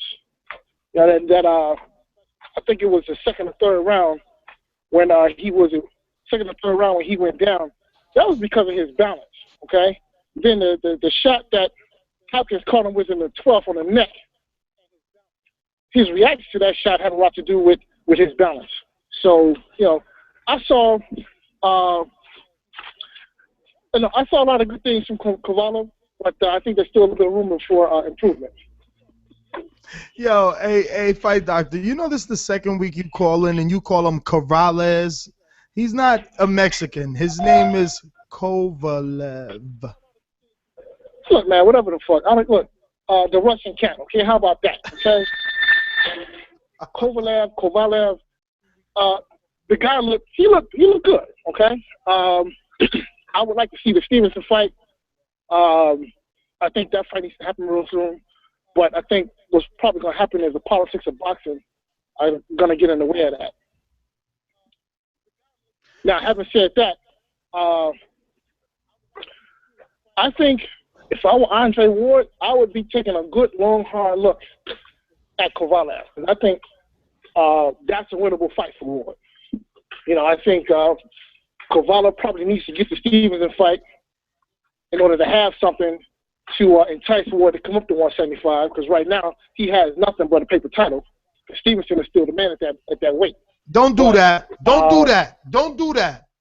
Don't you fucking do that. Don't try to use boxing politics.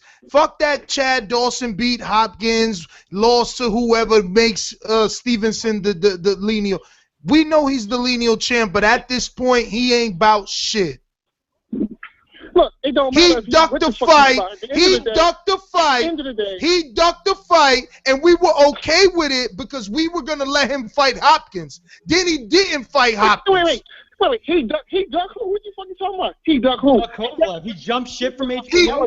He ducked, man. Okay? He hadn't done shit. Okay? No, fight doctor, you horrible. You horrible, man. We all know he ducked fucking Kovalev. They signed to fight. Bullshit, okay? They signed to fight. That's bullshit. But who the fuck was Kovalev before he beat Hopkins? He was nobody. Yo, how could you argue a contract? What's wrong with you? Look, man. He hadn't done shit before Hopkins, okay? The only thing that he has done before Hopkins is knock over a string of tomato cans, okay? That's it. All right, now he beat Hopkins. Cool. Now you done beat somebody. Now you got a name. You look good doing it, okay? Stevenson is still the man. And don't pretend like okay. Let's do this. Let's do this real simple, man. Real simple. Stevenson's biggest win is who? Chad Dawson, without a question. And Chad Dawson, listen. And Chad Dawson beat who? Chad Dawson beat the guy who Kovalev just beat. Okay? Exactly. Okay, listen to me. We going down the same path. Just hold on. Buckle the fuck up. The punchline comes at the end. Okay? Who beat who better? What the fuck is you talking about? Who beat who better? It's simple. Answer it. Goddamn, look. Who beat who better? It don't make no sense, okay? But who beat who better? Who beat who better? Fuck who beat who better or what? At the end of the day, you're horrible. A win is a win. You're horrible. You're trying to still stick up for Steven. Why? I don't understand. Explain to me because I'm wondering. I'm not sticking up for Stevenson. Yes, you I'm are. not sticking up for Stevenson. You are sticking up for him. You are. No, I'm not. You're saying Kovalev ain't nobody. Stevenson's still the lineal champ. Don't give us that. That's some bullshit. Why? Explain it to me so I can at least understand you. Why would you say that? Why would you try to discredit what Kovalev just did? I'm about to explain to you what the situation is. Okay, explain. Right? For the same reason why when Holyfield and Tyson were fighting, they were fighting for the Mickey Mouse Championship of the world. Because at that time, George Foreman was the champion of the world because he knocked out Michael Moore, who beat Holyfield, who beat Douglas, who beat Tyson, who beat Spinks, who beat Holmes, who beat Ali, who beat Foreman, who beat Frazier, who beat Ali, who beat Sonny Liston. Okay, it's called lineage. All right, your title has to mean something. And right now, the shit that Kovalev is wearing around his waist don't mean a goddamn thing because he didn't beat the man. In order to beat the man, you got to beat the man. And right now, that's Stevenson. So Golovkin isn't the man. The shit you talking about don't make no goddamn sense. Cotto's the lineal champion of the middleweight division. You think that Golovkin is still not the man because he hasn't beaten Cotto? Golovkin is the #1 contender at middleweight. Right, but Cotto is the lineal champion. Beat the man, you have to beat the man. That's the way it is. The lineal title. That doesn't make sense to me. I mean, Cotto is not the man at middleweight division. Everyone recognizes Golovkin as the middleweight. Real shit doesn't mean shit. I was watching boxing when most of you cats are still in grade school, getting beat up by girls. Okay, so So I've been watching boxing for a long time. Okay, long time, and since that time to now. So the fact of the matter is, in order to beat a man, you have to beat the man. Golovkin is a good contender. Yes. Fight doctor. Listen. We gotta reel this in here. All I'm saying to you is I don't understand. I get your lineage thing. You want to stick to your roots. You're an old head boxing fan. You want to stick to what you know. That's cool. But why do you have to discredit Kovalev? He is not just some paper champ. That's what you called him. Hopkins was not. Listen, Hopkins was not a paper champ. Hopkins had got his IBF from Cloud. Then he unified with Shumanov. Shumanov was already a champion. Let me ask you this question. Don't discredit, man. That's corny. Listen, I just want to know. I just want to know, why do you have to discredit? Help me understand you. I'm not discrediting anybody. You called him a paper champion. Because that's what he is. In order to beat a man, you have to beat the man. That's simple arithmetic, okay? All right, fight doctor. Okay. We're on two. Listen. It's okay. It's okay. We're on two different sides of the tracks. I understand. Why collide? I'm shifting, man. I'm shifting to the next track. I'm gonna go to the next call. It's all good. You got an opinion. I got a different one. I still want you to call in every week. Fight doctor. Thank you. Are you good with that? No problems. Are you good with that? Or didn't I give? Do you need more time? Listen, I only have two questions. Who did Cloud win his title from, and who did Shumanov win his title from? The two paper titles that Bernard collected, okay? Those are paper titles. That makes Bernard a paper titleist, all right? That makes the man who beat Bernard a paper titleist. Now, I don't know, fight doctor. Let me ask you a question. Teach me something. The title Teach that me Bernard something. had at that time had lineage. Fight doctor. Teach me something. I thought a paper title was when two guys fight for a vacant title. A paper title is any title that pertains to be a world championship when the only world champion is the lineal titleist. Whoever holds the lineal title is the man and is not a paper champion. Everybody else is a paper champion. Okay. I'm glad you cleared that up for us. We'll see. Fighters don't look. Belts don't make champions. Champions make belts. Okay. So WBC, WBA, IBF, I give less than a fuck. Don't matter. All them shits don't mean nothing. There's only one title that means anything in boxing. That's a lineal title. That's it. All right. I'm gonna get to some other callers, brother. The fight doctor, always an interesting call. And like I said, man, we want you to call in week after week here. So let's keep it moving. Stuart Little, what's up, brother? What are you saying, Nez? Oh man, I'm just here, brother. That last caller, ridiculous caller. I mean, it's just a ridiculous call from start to finish. I mean, this guy's claiming to know boxing all these years. Yeah, he picked Hopkins to win. That says it all, really, doesn't it? I mean, this guy knows absolutely fuck all about the sport. Adonis Stevenson, the paper champion, Kovalev, a paper champion. This guy's been chasing Adonis Stevenson everywhere to try and get a fight, and the guy's running like a coward, probably hiding in Floyd Mayweather's basement or something. Absolute fucking joke. I mean, getting to the fight. Now, I told you it was going to be Apollo Creed, Ivan Drago, and that's basically what it was. I mean, anyone with any sort of boxing knowledge and anyone that can see a fight with Styles knew that was the only way it's going to go. That's why I got so angry last week. For the you know, you've got a great show going on here, and you've got complete morons ringing in who absolutely fuck all. You know, it winds me the fuck up because these people do not know the sport. They watch HBO a couple of times and they're ringing in thinking that they know the sport. At the end of the day, I knew that was going to happen, and I believe Kovalev went easy on him. I think that, I think the only time Kovalev stepped up a few gears is when B-Hop stuck his tongue out in the 12th round and he nearly got his head taken off for it. So, yeah, it was more of a thing. I think he respected B-Hop, as a legend, and this is a man that's killed someone in the ring. So, could you imagine if he'd hurt B-Hop? I mean, it'd have been dreadful. I mean, B-Hop, him and Carl Froch, best chins in boxing. The best chins in boxing. B-Hop, as much as I hate his style, and I'm not very keen on the man, he's an alien when it comes to taking the shot, because this guy, 49 years old, he should be in a coma. I mean, ridiculous chin, ridiculous heart, but that's how that fight went. Saddam Ali absolutely stunk the joint out. Ran like ran like Araceli Lara for 6 rounds, and he had a guy that was standing square on in front of him for 12 rounds. Abregu is a typical Argentinian, flat-footed bum. And as soon as Saddam Ali steps up, someone that can hit, someone that's got crisp punching, that can close down the angles, night. Because I don't rate the guy. I think another American hype job. The Yanks see a bit of footwork and they get all hyped up again. Well, wait, Stuart. You do know he's from Yemen. He's a Yank, though, isn't he? No, he's Middle Eastern, isn't it?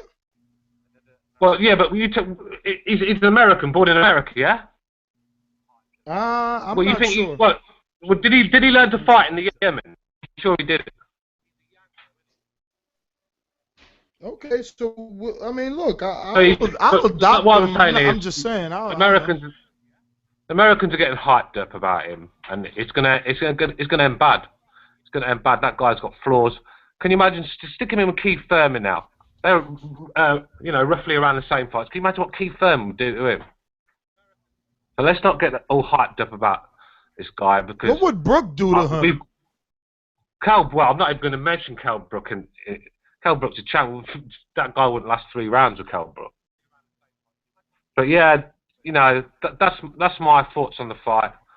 That guy who just called in, absolute moron.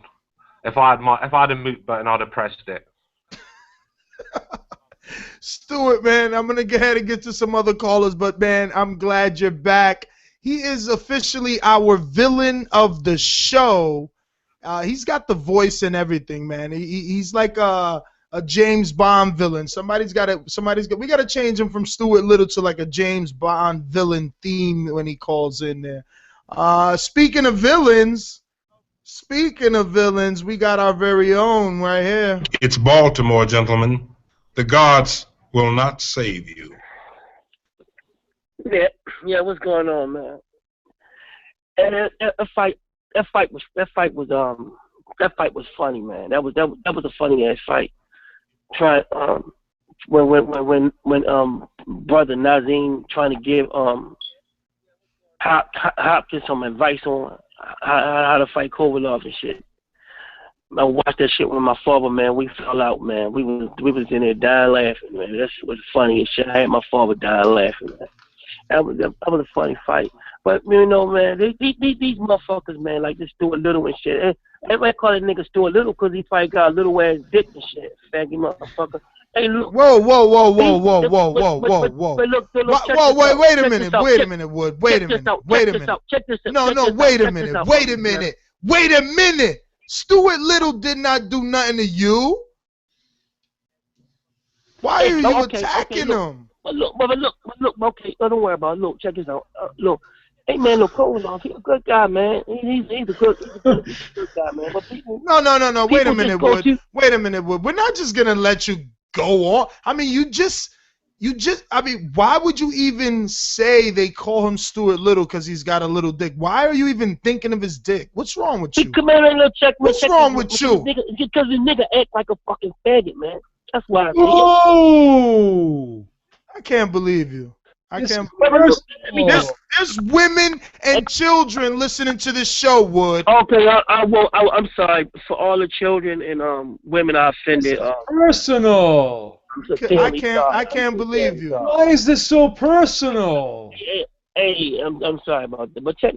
But these people won't even get it. Look, these motherfuckers look like this nigga can lose his next fight. He won. He beat Bernard Hopkins. That's good. They picked him to win. Okay. So what? He won. He can lose his next fight. They're trying to make this seem like the motherfucker God. But when the people get tired of hearing the shit, they seem like they hating on him. But I always liked them from the beginning. I always said that the Superman motherfucker was running from him and shit. I said that from the beginning. You can ask B. Then I say the Superman motherfucker was running from him. You did. I'm gonna vouch for you. You said this guy was the goods way before this fight. A long time ago. I'm gonna give you props on that. I still don't like the animosity though towards Stuart Little. I don't like that. No, well, I can. Hello? Yeah, I can hear you. Yeah, sorry. Yeah, it just that his man. It just like it just like his attitude, man. This motherfucker got a. You don't let him say his shit, man. This motherfucker got a bad attitude, man. It's boxing, You always man. picking on him.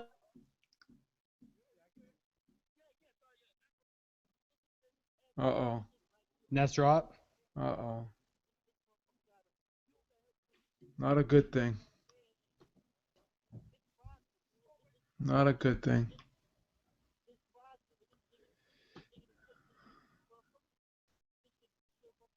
Are we still on?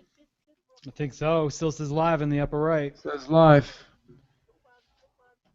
Well, what were we talking about here? Kovalev? Yeah, Wood did believe that he was the real deal. And to be honest with you, before this fight, man, I was picking Stevenson over Kovalev. But after watching his performance against Bernard Hopkins, but this is like I would pick Kovalev over Stevenson. But this is the exact type of fight that we all kind of wait for. I mean, like if you want to think of us like earlier, someone says that we're like we gotta like lay off and like let things get tested. We're like I'm like the FDA of boxing, baby. Like until it's proven in clinical trials, I can't say it's a good drug. You know what I mean? Like I gotta sit back and let it simmer for a little bit. It's the same shit with the Saddam Ali. Like I think the Abergoof win's great, but I'm not ready to crown this dude and give him the reins to the welterweight division. But where I will say is that I think Kovalev snatched up the reins from the welterweight division. I think this was a great win, not just because I was picking Hopkins, but even at 50 years old, Hopkins is awkward. He made Hopkins scared of, I wouldn't say scared, but timid. He was gun shy, and I really thought the entire time I was watching a rope-a-dope type situation where I was just waiting Hopkins to just turn it on and start trying to light him up with his cardio. Never happened. It seemed to me that Hopkins had no answer. Funny, man. Hopkins didn't have an answer. Hopkins didn't know what to do. The guy was real patient. The match was it wasn't a good fight at all. It was more comical than anything. Hopkins looked like he didn't even belong in there with this motherfucker, man. Only good thing Hopkins did do was didn't get knocked out, and they could have stopped the fucking fight in the 12th round. They could have stopped it because he was taking a fucking beating. I think if it wasn't the 12th and it wasn't Bernard Hopkins, they probably would have stopped that. They could have. And another thing, man, is this motherfucking, this Algerian motherfucker live with his mother and shit. I don't know what kind of shit they trying to sell there, man. Rags to riches. Algerian live with his mother. It seems like something fishy. I smell a motherfucking rat, man. This Algerian live with his mom and shit. Bringing women, he nigga about 35 years old, bringing women over his mother house. Oh God! Wait a minute. This is a family show, and you're taking it to places where it's never been before. Oh my God! Man, come on, man. Y'all gotta laugh, man. Y'all gotta learn how to laugh, man. But I don't think he's that old. Nah, he's like 28. But he's still bringing a woman over your mother's house, man. He gotta be like 35. First of all, okay, he's 30, right? But he went to college, so he's got tuitions and shit. So living in the basement is more economical. What's wrong? I'm gonna say one thing, Ness, real quick. It's kind of a cultural thing. Italian people, they tend to live with their parents till they get married. He's an old school Italian. Obviously, he has enough money to move out, but that's just how Italians are. I would have stayed home for a long time, but my dad was Lebanese and he threw me out. My mom was Italian, so that's just the way it was. But Italians do stay with their parents till they get married. That's just the way it is. Yeah, I remember watching the Jersey Shore and what's that kid? I don't know, I forgot his name. So you Italian, B? I'm half Italian, yeah. Yeah, man, ain't nothing wrong with that, man. With that motherfucker Ragu, I thought Ragu was Italian. Somebody was Italian. Y'all said somebody was Italian. Who's Ragu? Y'all said, huh? You're talking about that guy that's fighting not Kell Brook. Callers though, Wood. I let you burn. We got to get to some other callers. All right, player? You talking about that cat that's fighting Keith Thurman, though. Who's Ragu? I think he's Leonard Bundu. He kept calling him Bundini. No, he called him Bundini. Yeah. All right, brother. Let's rope it back in and get to some other callers here. It's It's a maniac. It's a maniac. The maniac is running wild like he's never ran before. Yeah, you already know, baby, the maniac on this mother Akka. Yeah, throw the crow on because I did pick B-Hop and I picked Abrego, so you know, it is what it is. So you could, yeah. Definitely. A couple of things real quick. One, you know, much credit to Saddam Ali, man. He did his thing. You know, I gotta give him credit. He stopped Abrego. I mean, you can't discredit that from him, but I don't know. I don't see him beating the top guys at 147. I'm just being honest, you know. But I'm giving him his credit for the win. I'm not gonna discredit him, but you know, if people was hyping him, I mean, it's fine. You know, it's like new blood at 147, but he has a lot to do before we can even really hype him. It's a solid win for him, nonetheless. Better than why he's been fighting. So I'll give him that. Let's see what's next for him. But you know, that's it. I'm not gonna really get into it much because it'll be ridiculous. Then the B-Hop. This is funny. I know Stuart Little just called he a funny guy, man. You know, people say this was funny, man. Sean. Yeah. Why you had to do that? Like, you think I wasn't gonna be hip? I know your little manga. You said it's people's is hyping him up, like that's cool. Like why you sending it indirect? Like I'm not saying because you said you did it. You know why I'm not saying anything to you? Because you said I got a tweet. They said, yo, Ness said that Ali is better than Bradley. I said, come on, Ness ain't that crazy. Read a tweet. I didn't say. I say you are a hype gobbler because you are a hype gobbler. That's the truth. But why you stereotyping me? Why you stereotyping? I am the maniac for a reason. You understand? You jump on fighters. As soon as they get beat up, you forget about them. Who I forgot about? So, you are a hype gobbler. It wouldn't shock me for you to say something, but I knew you were that far-fetched, so I just wanted to know for sure. But then you got your bodyguard on Twitter, whatever his name is, Waxum, Weaksum. I don't know why. Yo, get my man Wasim name right, all right? Only I can fuck up his name. Wasan is on your ass. Listen, he's not my bodyguard. He's just letting you know because Ness, you got groupies.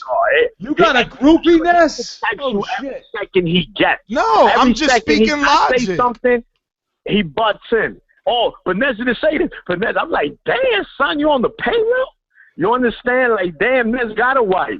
You understand? Like, you need to fall back, son.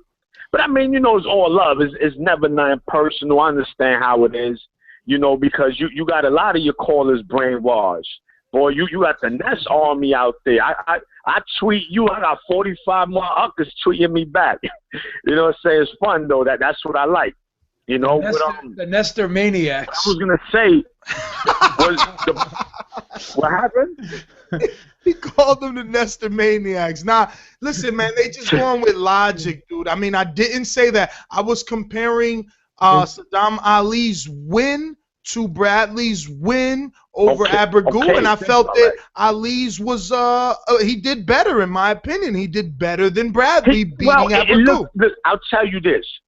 The win was better. He stopped him. We can't argue that. Bradley won unanimous. But the way Bradley outboxed him, he put more of a clinic. The way he did it, he dominated him. He probably lost a round or two, maybe, if that. You know, okay. But yes, Ali lost 2 rounds. Ali only lost 2 rounds as well, but he scored a knockout. And I bet you. Yeah, he also fought. Listen, he also fought. Remember, Bradley also moved up from 140 to 147. True. You know, Ali's already a welterweight. He has a couple of fights there. There's only one way to settle this. But Maniac, Ali only moved up 4 pounds the night of the fight from 146. He did. He was 150. And Abregu was 160. 160 was Abregu. There's only one way to settle this. Bradley's got to fight. Bradley's got to fight Ali now. Hell no. But check it out, yo. No, Yeah, baby. But I did hear a rumor that he gets the winner of Bradley Chavez. Hey, listen. Ali? You can't listen. At the end of the day, you can't knock him. If they give him that, then you know he fight Bradley. Bradley gonna school that boy. But I mean, it'll be good for Ali. He'll get a nice payday. He'll get more recognition. You know, so I mean, you can't knock these guys. They work hard in the gym. You know, he spent countless hours. So you know, I respect these fighters. You know, I know sometimes we call fighters bums, but at the end of the day, man, none of them are bums because we're not taking that risk. We're not getting in that ring. We're not taking those punches. It's easy to talk shit from the outside, but when you in there, it's a whole different ball game. But you know, I'll be happy for him. But the point I wanted to get to, you know, people saying, "Oh, you're a retard if you pick Hopkins. You don't know boxing. How the hell should you pick Hopkins?" Man, these are the same fans that gave Danny no chance to beat Lucas Matisse. Now all of a sudden they boxing geniuses because they pick you're a boxing idiot because you pick B-Hop. But yet these are the same people that not only did they pick Matisse to beat Danny, they gave Danny no chance to beat Matisse. Yo, you talking about Stuart Little? You talking about Stuart Little? No. I'm talking about there was another fan besides Stuart Little. They called in. He said the same thing. Said, man, like when I called in earlier, it's a Spanish guy. I don't know if he's from the West Coast. He's like, man, you know, that's what I'm saying. How can you pick B-Hop? I'm just telling, like, people make a pick like that, but yet they said Matisse was gonna knock Danny out in 3 rounds. I don't want to hear, oh, it's different. Shit ain't different. A pick is a pick. So don't tell me you're fucking retard for picking B-Hop, but you pick Matisse to beat Danny. You gave him no chance. See, that's the difference. When you say, yo, look, I got so-and-so, but, you know, he could win the fight if he does this and this. But I still like X. I like fighter A because fighter A does this and that better than fighter B. But fighter B could win. They gave Danny no shot. No way he wins. He's going to get knocked out. Nothing. No. And they pick Matisse, and then what they hear? Oh, the eye. It came from a fucking punch. Oh, that's an excellent point, though. That's an excellent point he made. Fighters, this is the thing with fans. You can't be a critic selectively. You got to be down the line.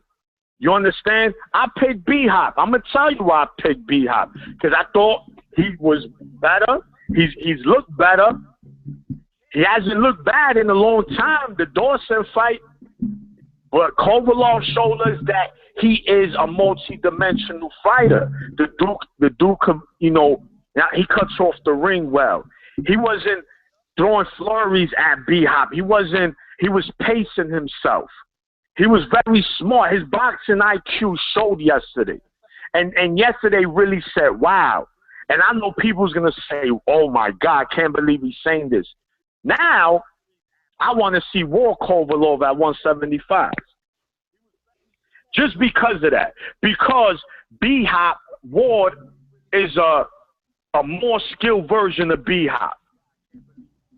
And I would like to see that because a lot of people feel that, you know, and I don't like, and this is like kind of discrediting Kovalev, so that's why I don't like to bring it up or just say it because they say, oh, B-Hop was younger, he beats him.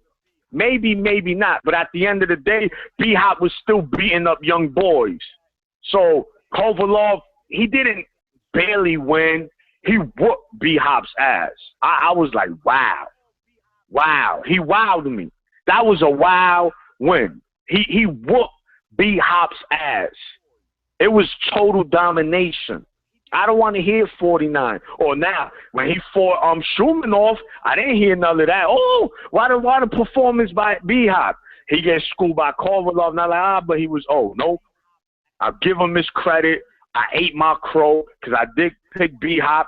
I thought he was going to use them old. And look, that's another thing. He didn't clinch. I didn't even think B-Hop clinched one time, maybe twice the whole fight. He stood there, but he couldn't, man. Kovalev was just a better fighter. So that's just what it is, bro. It's nothing. And I know that other dude was talking about, you know, Stevenson is not ducking Kovalev, and they all paper champs. Man, at the end of the day, what it really comes down to is Kovalev is the best 175-pounder. I mean, I really don't see Stevenson beating Kovalev. Does he has a shot? Yeah, because he's a hard puncher, you know, but he won't beat Kovalev, man. He's just too skilled for Stevenson, you know, and he got stamina, and he's just smart. Man, Kovalev is the real deal, man. Yesterday really opened my eyes. I knew he was a tough fighter. He was strong, but yesterday showed me a different side of him as a fighter, as far as IQ, as far as following the game plan, as far as being patient. Man, you know, it didn't lose his cool. It was an amazing performance, man, and that's it. And if nobody want to give him no credit, then it is what it is. But the proof was there yesterday. Truth is truth. Facts are facts. You can't argue that. You understand? So respect the Kovalev, respect the Ali. I picked against both of them, and they both won in dominant fashion. But once again, anybody that calls up after me talking about, yeah, you all stupid if you pick B-Hop. Man, shut your mouth. Because I guarantee you was one of those that picked Matisse to beat Danny. They gave Danny no shot. There was only about 4 of us who gave Danny a shot out of the 150 callers that call. So, you know, think before you talk, man. And that's it. And it's nothing wrong picking against B-Hop. I mean, picking B-Hop to win. So in that same light, there's nothing wrong with me picking out Jerry. Why you gotta talk so much shit about that? No. I didn't say nothing. I know Jack 77. He was like, oh, you know, and he's picking out Jerry. Now I said I'm picking Pac in the fight, but I did say it on my show that and I even had it out with Dream. I said I think Jerry's gonna give Pac a lot of problems, man, for the simple fact that he's a smart fighter.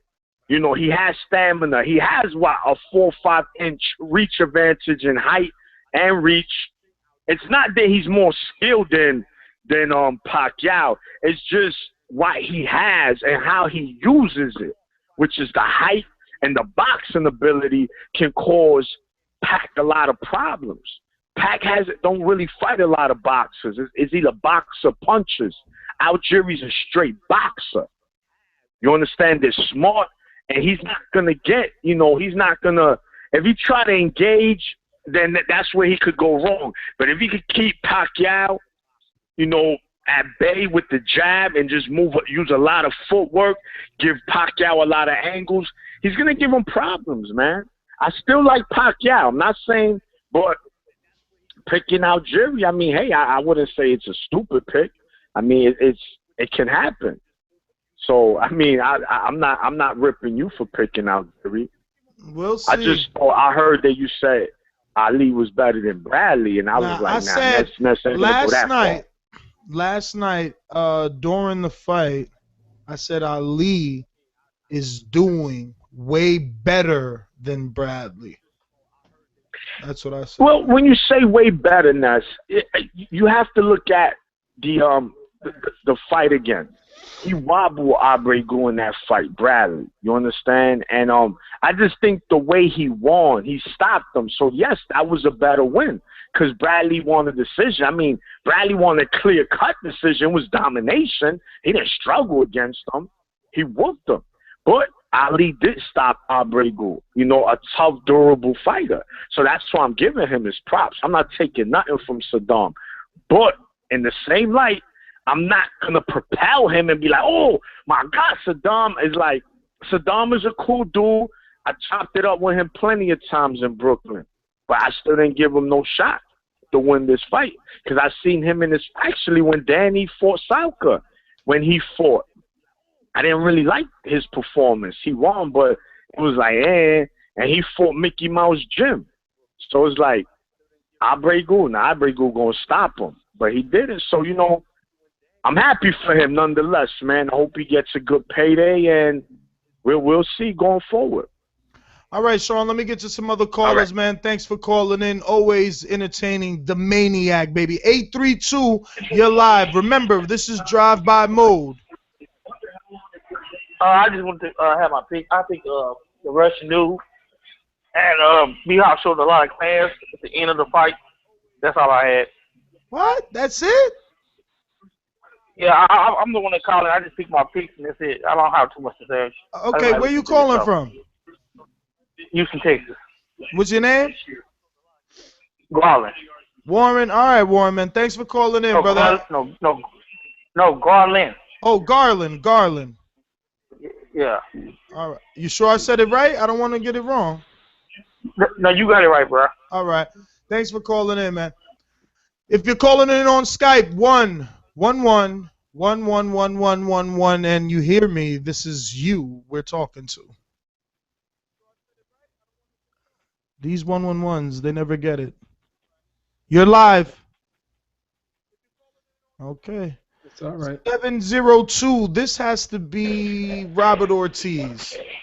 That's what's up, dude. It's been a while, but I'm back, and I just gotta give my take. I sent you my pick. I told you I was gonna pick Kovalev. I was right, but it wasn't an easy fight to pick, man, because you can't pick against B-Hop, dude. Like that's people that are talking shit on you, and kind of like how Boogie Down Sean was saying, you can't really talk shit on that pick, man, because dude, he's proven, he's done it all. And but before I get to my analysis real quick, I just want to say that Boogie Down Sean is a retard though for picking. Whoa! He's a fucking retard. Whoa. And I picked Danny Garcia. I ain't one of those that picked Lucas Matisse.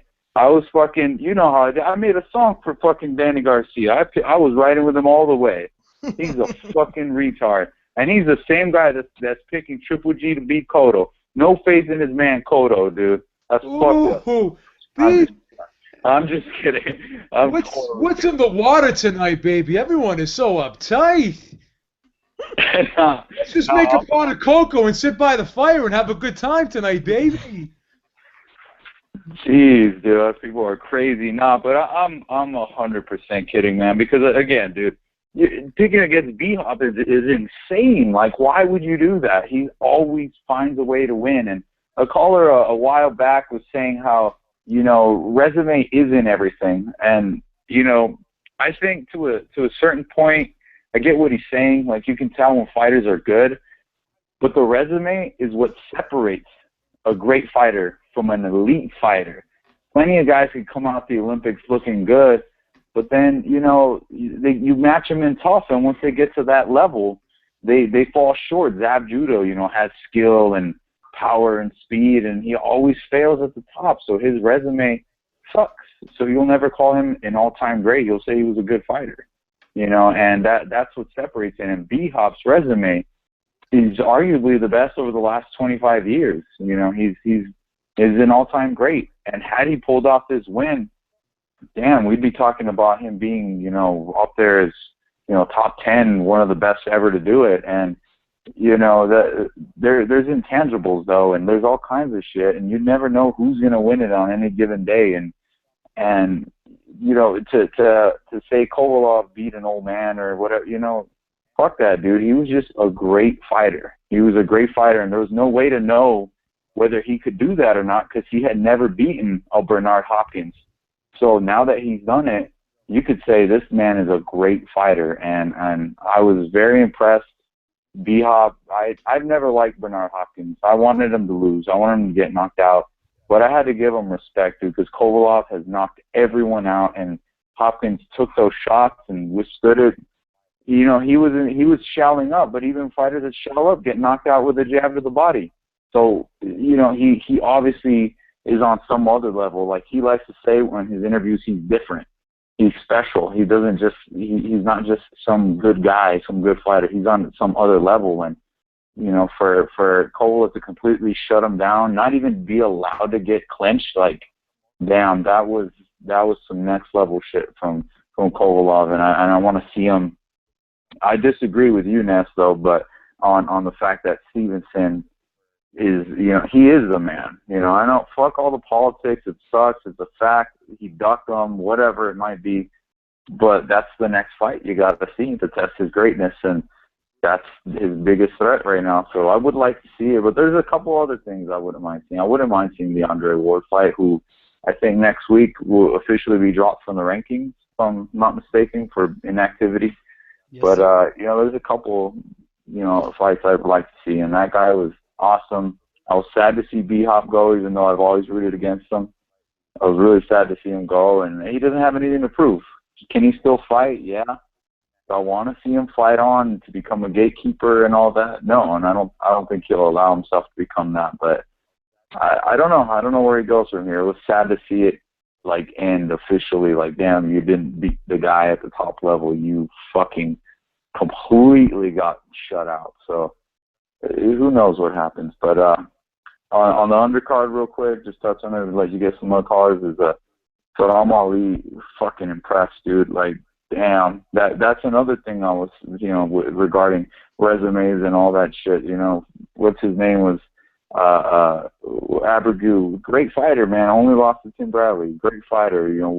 He obviously has fucking so many flaws, and you could see everything that he's doing wrong. But the guy was knocking dudes out and doing a good job of it. Fell short to only Bradley, a pound for pound type of fighter, and just got fucked up. And it was awesome, dude. I want to watch more of Saddam Ali. Obviously, the welterweight division is completely stacked. Lots of fights. It's still early, but I want to see more of them. Very impressed. All right, thanks, man. All right, Robert Ortiz out in Vegas, 562. Who's this? Where you calling from? Yo, hello. 562. Where you calling from? Who's this? Calling from San Francisco. As a first-time caller. All right, brother. Well, you should know, if you're not a first-time listener, we have a little something. Ladies and gentlemen, making his professional debut, Sugar Steve Calderon. Wow. I like that. Wow. I like it. I like it. Fuck around, brother. I practiced for like a good 2 minutes while I was on weight. Loving the energy, brother. Loving the energy. Bring it. All right, cool. So just real quick, I want to give a weekend review. I thought that I was rooting against both winners, but only because I thought that, maybe we didn't need another boxer like in the welterweight with Saddam Ali. But now I'm kind of rethinking that. I like the way he did. He did really good. I was thinking maybe we see maybe Ali versus Maidana in Argentina.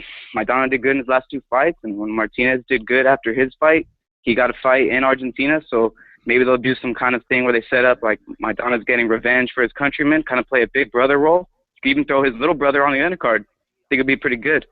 It was a weekend of patience, I thought. Like, both of the winners, they waited, they took their time, and they came out with the win pretty good. For the main event, Hopkins versus Kovalev, I thought that was I was shocked. I was really impressed. I was rooting for Hopkins, like I said. I thought Kovalev would win, obviously because he's younger and stronger.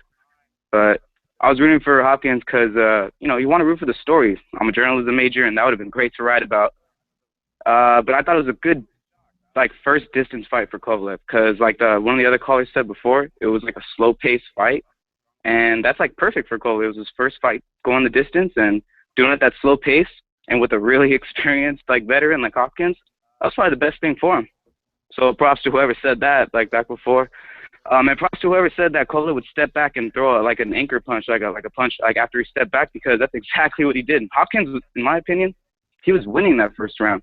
But then he got hit with that anchor and he went down and he wasn't able to recover. That really set the tempo for the rest of the fight. Kind of like when Cotto knocked down Martinez. It just set the tempo for the whole fight, and the older man couldn't step up. He didn't have what it took to throw enough punches in the end. I've been listening to you guys for a while. I love it. I think this fucking thing I think the show that you guys got is awesome. I love that you never agree with Sean or the doctor or fucking Stewart, because this is a contact sport. We love fucking confrontation, all the fans. I listen to hear you fucking duke it out with those guys. So I hope to God you guys don't ever agree on anything, because that would make it fucking more funny and more awesome to listen to when I'm getting home from a fucking 8-hour shift making shit wages as a waiter. So props to Stewart. I think that he had a good fucking idea about maybe doing a show about who's got the best chin in boxing. He said Proc and someone else. I think it's Rios and maybe Chavez Jr. So maybe you asked for like idea of spontaneous show. Maybe do a spontaneous show on who's got the best chin in boxing right now.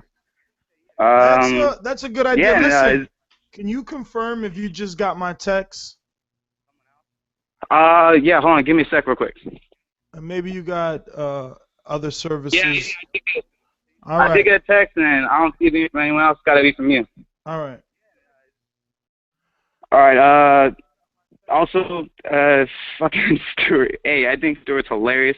Like, it's difficult for me to call back because, you know, like, the time zone difference. I'm over here on the west, you're over there on the east. I don't know what the fuck the time difference is, but Stuart fucking calls in. That's awesome that he gets the fucking time to do it. Is that Wood that keeps talking like that? Kind of like talks shit on Stuart from time to time? Yes, it is. I think it's funny as hell because, like, I don't think I've ever heard Stuart say anything back to Wood. Like, he always talks after Stuart does.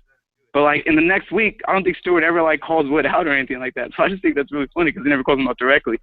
And is that Jimmy, too, that's there, too? That Wood calls Rocket? Yeah. No, that's Robbie. Oh, no. Rocket is James. Rocket is James. Yeah. James. I think that's hilarious. Hey, you should fucking roll that fucking nickname. Like, embrace it. Fuck it. Why not? That shit's fucking cool as hell. And, that is his nickname, Jameson Rocket. Oh, for sure. That's cool. I've only been listening for like a couple of weeks, so I didn't know, but that's fucking cool as hell. Also, I agree with whichever one of you guys said earlier that the fight would have been stopped had it not been for, you know, it being Hopkins. I mean, I agree with that because it looked like Hopkins was like out and probably against another older fighter, they might have stopped it, but, you know, they knew it was Hopkins. Hopkins, he's an alien. You got to give that alien that shot. Yeah, brother. Well, I would have rather seen it stop, man. But he sounds okay, so I guess he made it out of there. Hey, man, 562, thanks for being a first-time caller. Thanks for being a listener all these many weeks. We hope you continue to call in. I'm texting you as we speak, so we'll be talking fair. That was a good first-time call, too. All right. Good talk to you guys. Thanks, bro. 470, you're live. What's up, Papi Chulo, Ness? This is Chaz. Can you hear me? I hear you loud and clear, brother. How you doing there, Beeb, too? Hey, what's going on, brother? Actually, I came up here for the fight, and I've been making a lot of fights lately, mixing business with pleasure, but I got to be honest, I did not like that environment, man. Fights breaking out in the aisle, and I was hoping I would guys there. Chaz, speak into the microphone, Chaz. We lost you. Can you hear me now? Yes. Yes. How about right now? Sorry about that, man. I went back over to Philly to see some friends. I'm driving back to Atlantic City. But anyway, watched the fight last night. Didn't like the venue at all. All those fights breaking out everywhere. One of them was right on my aisle. Those Russian cats were mad, boy. Goodness gracious. But in the boxing, I guess I got to eat some crow because I really had B-Hop winning. I thought it was going to be a 12-round split decision. Of course, you know, whenever you're dealing with an older fighter, and yes, older fighter with a younger fighter, you never know when they're going to change. Kovalev, he did what he was supposed to do. And that's it. You know, I think he is a good fighter, great fighter. You must be losing your mind. He's not great by any stretch of the imagination. He is a fighter at the moment who is the champ. He's very well trained with Kathy Duva and them. I'm sure they're going to brand him very well, and hopefully all of them make some money, and he'll bring some more people into the sport. But I wanted to talk about the dude in the earlier fight, the Ding-a-ling dude. I mean, they look like they picked him off the street of Atlantic City and put some shorts on him and brought him out there, man. The fights were not flowing. You know, they were like 20 and 30 minutes in between fights. And I did not make a pick between Saddam Ali and Arbergu because I just had not seen either of them fight that much. And I honestly thought that fight sucked. I'm kind of shocked listening to you guys say that fight was, you thought it was something, but I thought that fight sucked. Yeah, he knocked him out, but he also almost got knocked out. They looked like yeah, I don't know what you're amateurs talking up about. there. I don't know what you're talking about. I never seen Ali hurt to the point where he could have got knocked out. Well, you were there, right? I'm so sorry I didn't see you, but you were there, Ness? Yes, I was. And you didn't see him get hurt? No.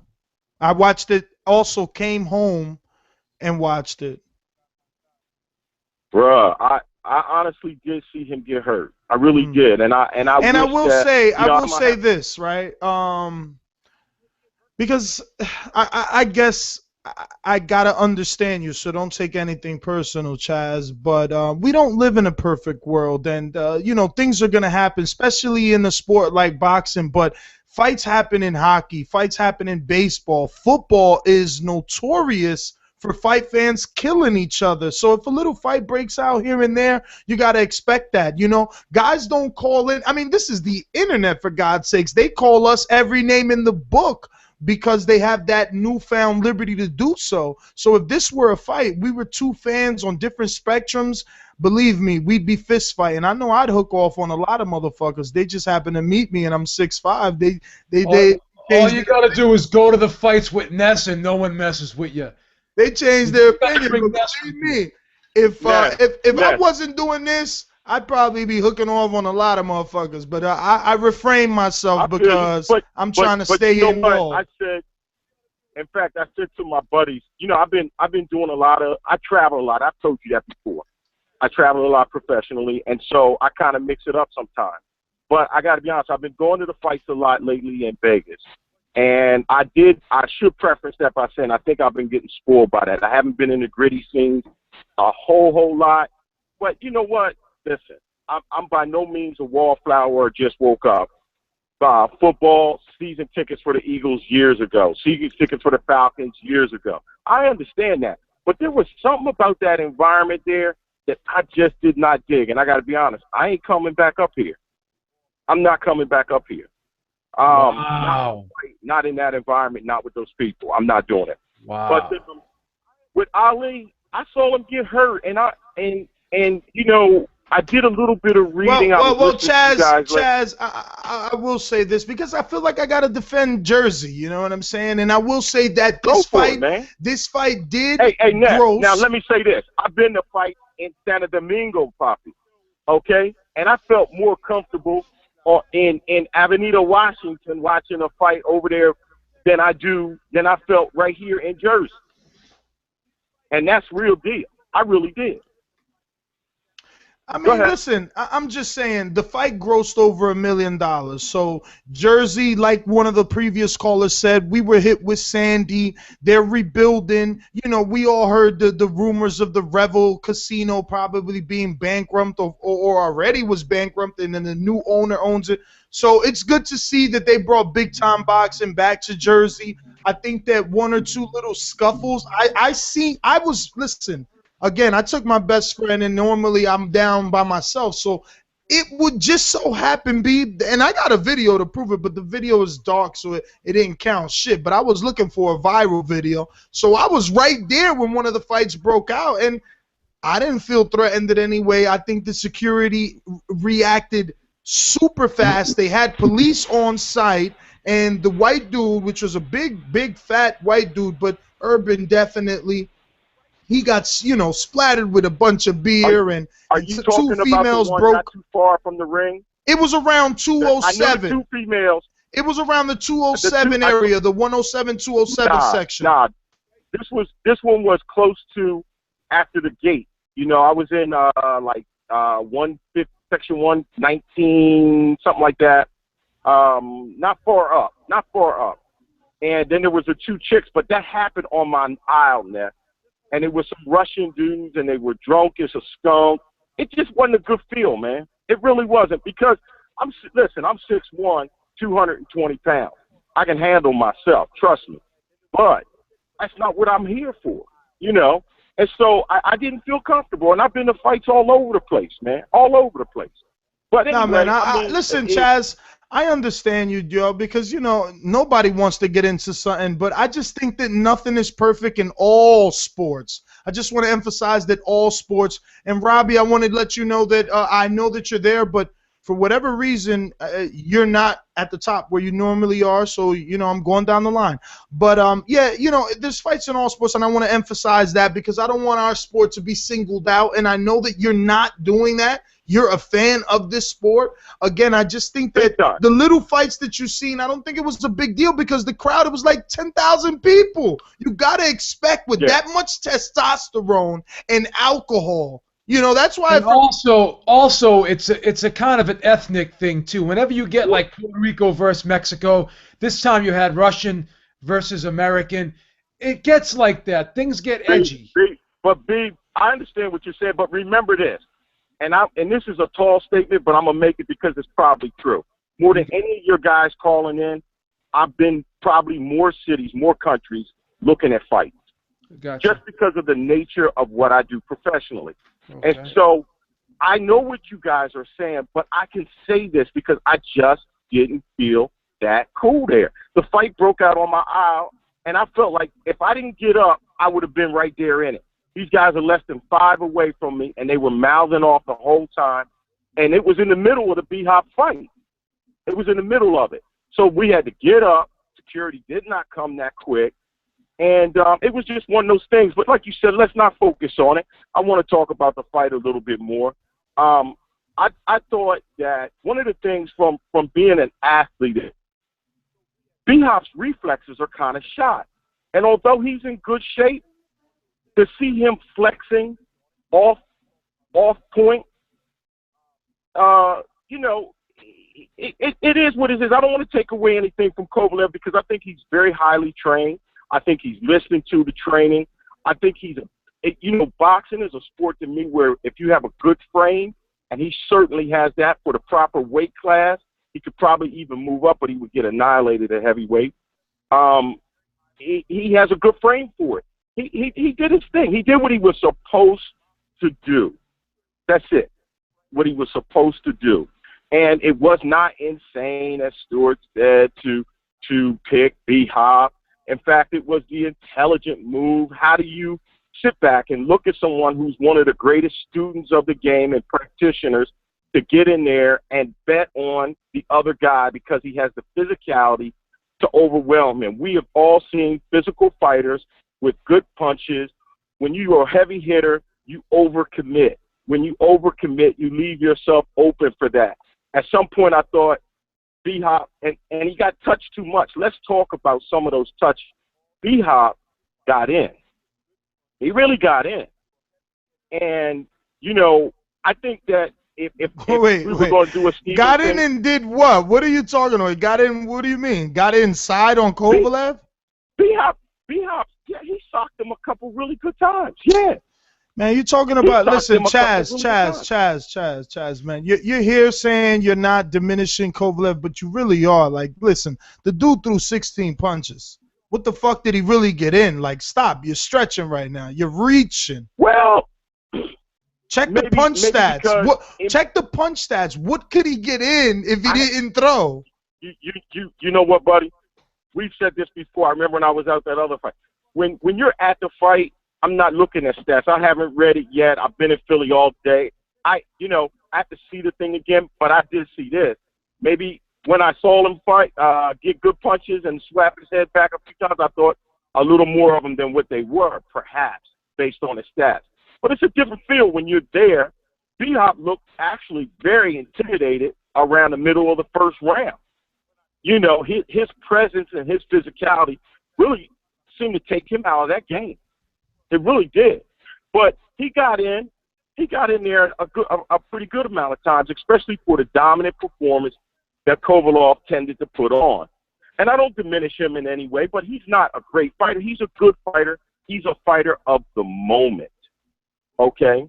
And that's as much credit as I'm going to give him. I look forward to his presence in boxing. But you know, let's look at who he's going to fight next, man. I bet you he moves down to 168. I bet you he goes down to 168. You think so? Why is that? He's been mentioning a lot of names at super middleweight, and he's been coming in at like 173, 172. Last fight he came in at 172. This fight he came in at 173. I think he's been kind of hinting around at it, saying he wants to fight Gennady Golovkin. I think they'd probably make that fight at 168. I think he's going to drop down. I have a feeling. Let me get to some other callers, Chaz, because we got a lit up switchboard here, and I'm already half an hour past what I wanted to go. 904, you're live. Yo, first time caller. All right, brother, hold on one second. First time callers. Ladies and gentlemen, making his professional debut. This is Alro representing for Duval, Jacksonville, Florida, baby. What's up, brother? What's up, man? Hey, Loving man, the I'm energy, gonna go ahead man. and I'm eat my loving your crow. energy. I didn't get to see the fight, but I picked Bernard. Oh, well, you know what you get. Yeah, go ahead and put that on the barbecue for me.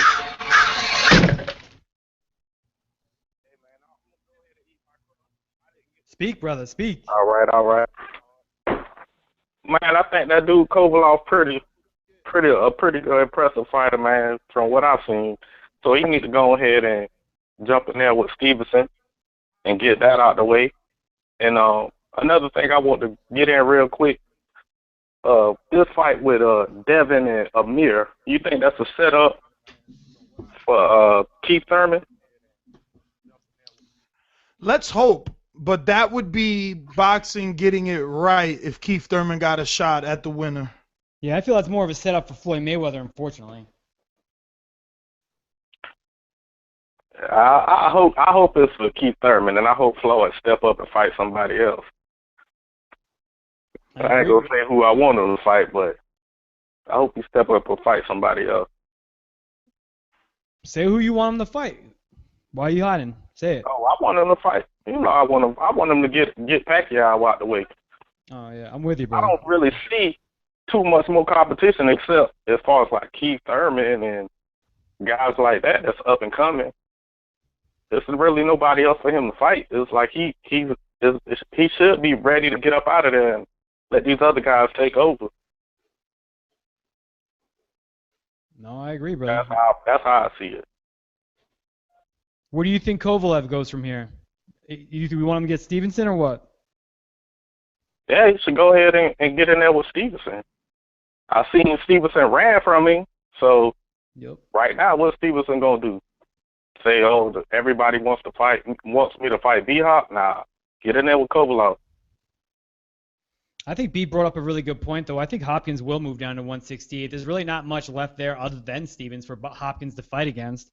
Plus, the bigger names are down at 167 now that you got lost to Kovalev. That's a good point, though. All right, listen, I got to get to some other callers, brother. It's getting a bit late, and we still got a lot, man. Thank you for calling in. Please call in again. We're going to be doing more shows, of course, every Sunday and Thursday. 312, you're live. Who's this? Yo, Fight Doctor. I'm going to keep this short and simple. Stuart Little bit. You don't know what the fuck you're talking about. Shut the fuck up. And I'm out. All right. 312, you're live on the Boxing Voice. Who's this? Another 312. Who's this? 312, come on, buddy. I don't want to cut you off after you waited. All right. 818. What's up, guys? This is AB. I waited in line. I'm not going to take too long this time. Do you mind if I go? A couple points real quick. Go ahead. So your buddy, the Italian guy, half Italian, what's your name? Beeb. He just dropped off.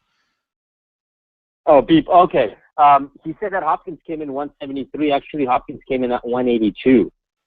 Hopkins was 182 fight night, and Kovalev was 188 fight night. So I don't know if Hopkins is going to be able to go down from 182 to 168. No. I think that he meant Kovalev is going to go down, not Hopkins. No, I thought he was talking about Hopkins moving down to 165. That came in at 188. No, He's talking about Hopkins going down? Yeah, I think that's what he was talking about. Man, Hopkins needs to stop already. Yeah, and then Kovalev can't go down because he came in at 188. So he wouldn't drop those belts either. So I'm sorry. Go ahead. No, I was just saying I don't think Kovalev would drop those belts now that he's got them. He's finally got the recognition that he Oh, wants. yeah, Why would right. he go? Why would he run from that division? Right. And then I was just going to talk about the rise of the Eastern Europeans. And, like, even though, Golovkin is half Russian, his dad is Russian, his mom is Korean, and even though, his nationality is Kazakh, I still, obviously I still consider him Eastern European because his dad is Russian, so I consider him Eastern European. But we have Klitschko now, Kovalev, Golovkin, Lomachenko coming up. And, we got Gradovich and Ruslan there, but I would say we got 4 solid guys there. So, and then we have a bunch of up-and-comers, too. So there's going to be more. I'm kind of happy for that, There's going to be more and more up-and-comers there. And then I was just going to talk about Kovalev's resume. He never had a weak resume. I mean, look, he fought Caparillo, a former champ, knocked him out. He fought Cleverly in his own hometown. He was an undefeated champ, knocked him out. He fought Ismail Salik, who was a silver medalist in the World Championship, who was a good slick boxer, knocked him out. So, and then he fought a bunch of, durable guys like Cornelius White and Boone. So he never had a weak resume coming into this fight. I know a bunch of people calling in saying he fought a bunch of tomato cans, but that's far from the truth. And I want to touch on the Virgil Hunter interview that you had done recently. It was like last week, right? Yeah. Fernando Pimentel did it. Right. And then you know what? I think this should stop all the Ward Golovkin talks because Virgil Hunter himself said he doesn't want the fight to happen. I mean, and he said that the whole the letter never happened with Ward and the attorney. He said that's not Ward's style. So I think those talks should end right there because his coach doesn't want the fight to happen. And then regarding Ali, I think Ali would be competitive against most welterweights because of his amateur background, and the guy knows how to transition his amateur skills into the pro ranks. And I wouldn't be surprised if he outboxes Marquez because he's going to be so much quicker than Marquez. Marquez would have to land that counter punch against him, and Ali's he's defensively sound too. So I think he gives Bradley problems. I think he'll outbox Marquez potentially. Because of his amateur background and the way that he transitions into the pros, I think it's going to give a lot of guys problems, and that's basically it. All right, brother. Let me get to some other callers here, and finally we get to Robbie. We're gonna find out what's going on now. Robbie, what's up, brother? Why were you not at the first of the line like normal? Oh well, I had to take an emergency call, so I had to call back in. Luckily, everything is taken care of. But first of all, I need to eat crow because I picked Hopkins. Well, we're serving that up hot and ready over here, like Little Caesars. Okay. There we go. And props to all the first-time callers that call in. Congratulations. Keep it up, guys. Like to hear new people. I watched all 5 fights that were on TV yesterday, and both cards were outstanding. And you're right, NBC Sports is doing an outstanding job, and I think they are preparing for the 2015 onslaught that we're going to get through them. And I think you could tell by the broadcast last night. I like the fact that they added Steve Cunningham to the mix. Outstanding job. And Kovalev, he needs to fight Stevenson. But I know boxing politics is going to get in the way of that. But that's the fight he needs to have. If Stevenson wants to fight other people, then we can consider him a duck. As far as this Ward talk, next Sunday, we no longer mention Andre Ward's name because it'll be 1 year that he hasn't been in the ring. So get all your Ward talk in now and on Thursday because Sunday, you can't talk about him until he steps back in the ring or makes news. He doesn't deserve any big fights until he decides to fight. I've said that, and I'm going to continue to say that until he does. but no, and Hopkins, he's a class guy. He doesn't need to fight anymore. He's got nothing to prove. Although Kovalev said that Hopkins could beat Stevens, I'd rather see Kovalev beat Stevens because Stevens went over to Showtime for the specific purpose of not fighting Kovalev. Well, now he's got no choice, in my opinion. Best case scenario that Pascal beats Stevenson and brings the title on back over to fucking Kovalev and HBO. I think that Pascal fight's serious, man. I don't think Stevenson blows out. I don't think he blows out Pascal. I think that's a good fight, though. Well, I know that Stevenson's going to fight people like Pascal and other people because he's going to do everything he can with Al Heyman in his corner to duck a guy that now has 3 titles. And as far as this paper champion business, thank you for reminding me, James. All that caller was doing was giving props to WBC champions because Stevens is a WBC champion. Kovalev, Cotto is a WBC champion. That's all he was doing. So I wonder if he's being paid by the WBC. That's all it seemed like to me. Look, Cotto and people are eventually going to have to step in the ring and defend their actual titles.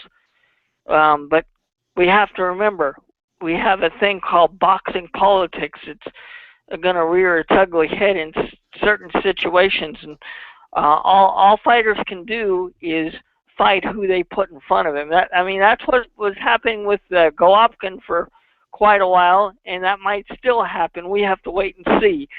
That's why 2015 is going to be a better year than 2014 has turned out to be. Although it's 2014 is going to go out with a bang. Not saying much. Let me get to some other callers here, man. I got to get this wrapped up, and you guys. 678, you're live. Who's this? Yo, this is Zio. What's going on, Boxing Voice? First off, I want to say, I believe, in my opinion, Kovalev is the man to beat. 175.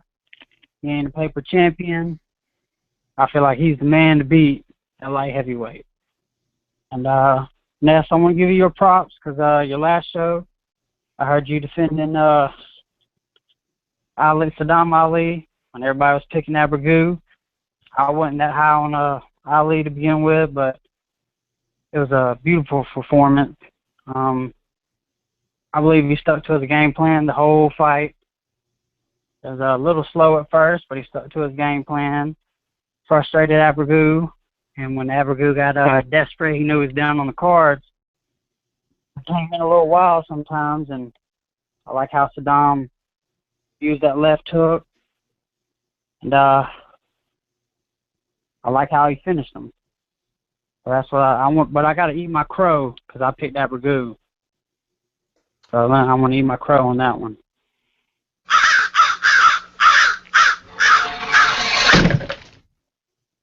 And Bernard fight, man, my hat goes off to Bernard.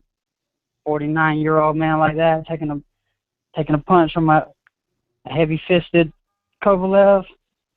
I got to give my props, but I picked Kovalev to win. He's the man to beat at 175, and that's really all I got to say. All right, brother. Well, thank you for calling in, and we hope to hear from you Thursday. 786, you're live. Hello. Who's this? Hello? Hello? Yes, 786, you're live. Hi. Hi, how you doing, first line caller? All right, brother, one moment. Ladies and gentlemen, making his professional debut. Armando from Miami, Florida. All right, brother, talk to us. Hey, I wanted to talk about the whole relationship with after the whole Mayweather, with him and Showtime, and him actually jumping ship now to HBO and dealing with Bob Arum. You have Mayweather firing Ellerby. You got Schaefer, in the sidelines waiting to see what happens with him. Now they got planned the Cotto Canelo fight. They're trying to match that up on HBO against a Mayweather card on a Mexican holiday. How does that how is that going to affect his relationship with Showtime? Especially with Showtime basically, handling all of his, fighters' fights. Well, first of all, caller, the cable companies will not allow 2 pay-per-views on the same night, so they won't be able to compete against each other on the same weekend. So that won't be allowed to happen. Well, but they're shooting for the date, though. Yeah, well, what's going to happen is whoever can sign a contract first, that's who's going to get the date. Whoever doesn't has to move their fight to a separate date, because 2 pay-per-views are not allowed to happen on the same day. Oh, that's interesting. That's interesting. I didn't know that. That I didn't know. I didn't figure that out. But I mean, the Canelo Cotto fight is being negotiated right now. So and Mayweather hasn't, you don't know who's he fighting next, and Golden Boy was saying that the winner of Khan and Alexander was probably going to fight against Mayweather. But to be honest with you, I think that's not going to happen, because Khan is, if I'm correct, he signed with Golden Boy. He's not an Al Heyman fighter, correct? No, he's Al Heyman. Yeah, he's for sure Al He's Heyman. Al Heyman, but he is signed to Golden Boy.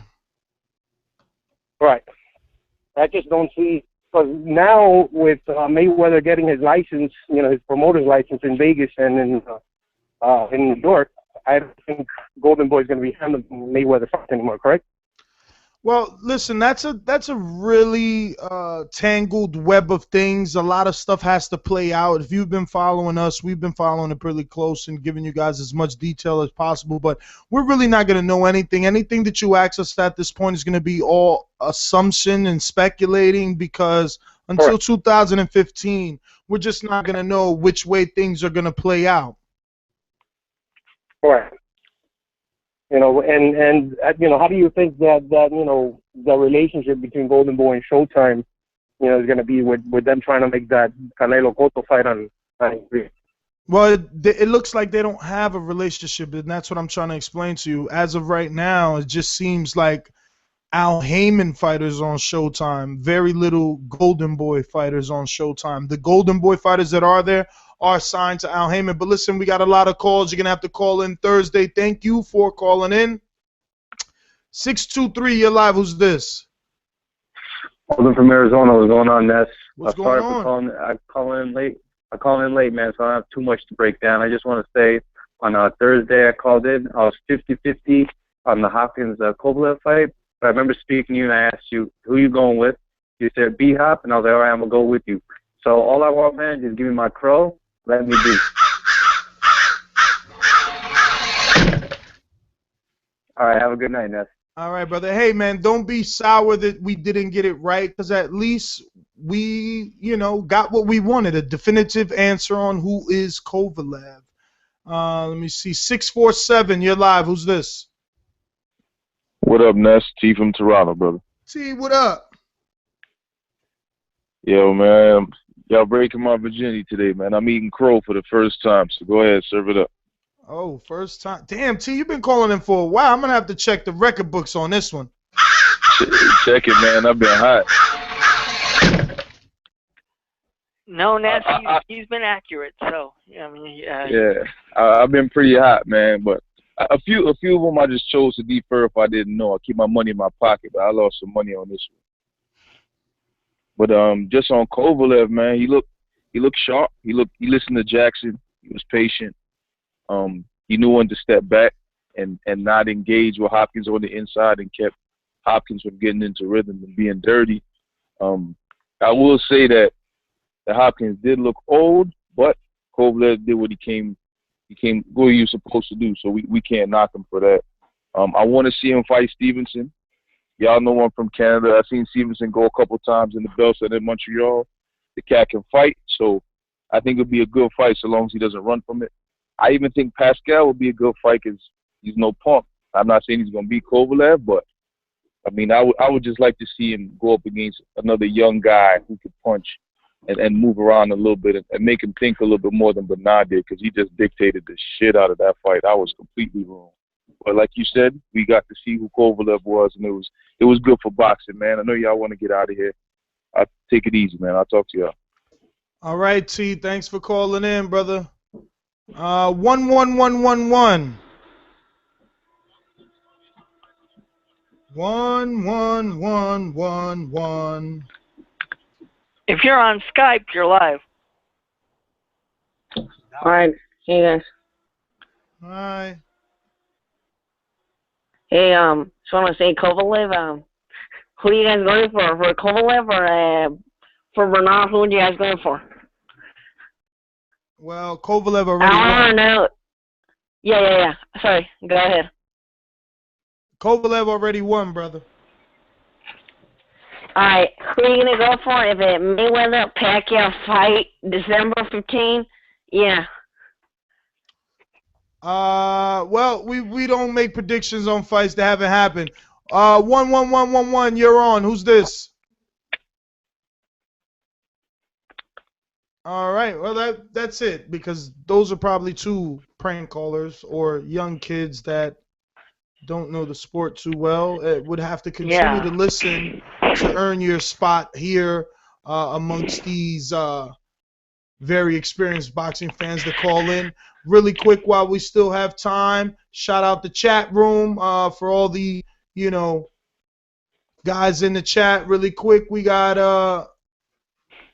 Adil 44 Real. Okay, he's new. Baseball Bat 52, Be Rich, Cedric Sports, Dave the Sinister Diehard Casual Fan, Goon 28. And we got the toughest chat room screen names in the building. Hitting on the break. I can't see the rest of that. Cam UK, Lane 99, Mal Alpha, MV Chew hasn't called in a while. Nothing for Something, Ringleader X Dank. Sean, no, what is it? Yeah, Sean Alzar, the Fight Doctor, the one, and guests, of course, that choose not to make their accounts. But that's about it. James, I don't know if you're there. Let me see. Yep, James is there. Any closing thoughts while we get out of here? No closing thoughts, but remember this Saturday, Iron Boy 17 will be airing on iron-boy.com. Ryan O'Hare from the Boxing Voice, undefeated light heavyweight prospect Trevor McCumbee will be on the commentary staff, as well as myself. So be sure to check it out, see some good fights. Yeah, man, James and Ryan are going to be actually calling this fight. So pretty much what you see with Jim Lampley and guys like that, James and Ryan, both, of course, Boxing Voice correspondents, will be doing that. So definitely show some support, man. James breaking into the big stage, and we should support him. So tweet along with him. Is there any hashtags they should use, James? Hashtag IronBoy17. All right, well, there you go. Hashtag IronBoy17. You need to be following James Lopez. I think his Twitter is James Boxing Writer. This is the second preview that he does in a row, spot on, word for word. He called how Kovalev would beat Hopkins. So definitely check out James Lopez, writing some great stuff. Nick Green, shout out to Nick Green. Simon, Steven, there's just so many of these guys, man. We're all putting in work here. Josh, Fernando, Sean Zattel, everybody, man. We're trying. I'm swamped with the amount of things that all these guys have me doing. And we all that great thanks to you guys. Like I said, man, you guys have watched our growth here, and believe me, last night for me was a memorable, special moment. Just again, the way that we're being embraced now by everybody. So we thank you guys and everybody that was there at the fights. I'm glad we got to spend some time together. Finally got to meet Lissy, which was a great thing, and everyone else that was there, and we hope that when these fights keep happening, we can continue to get together with you guys. And on that note, man, see you guys Thursday.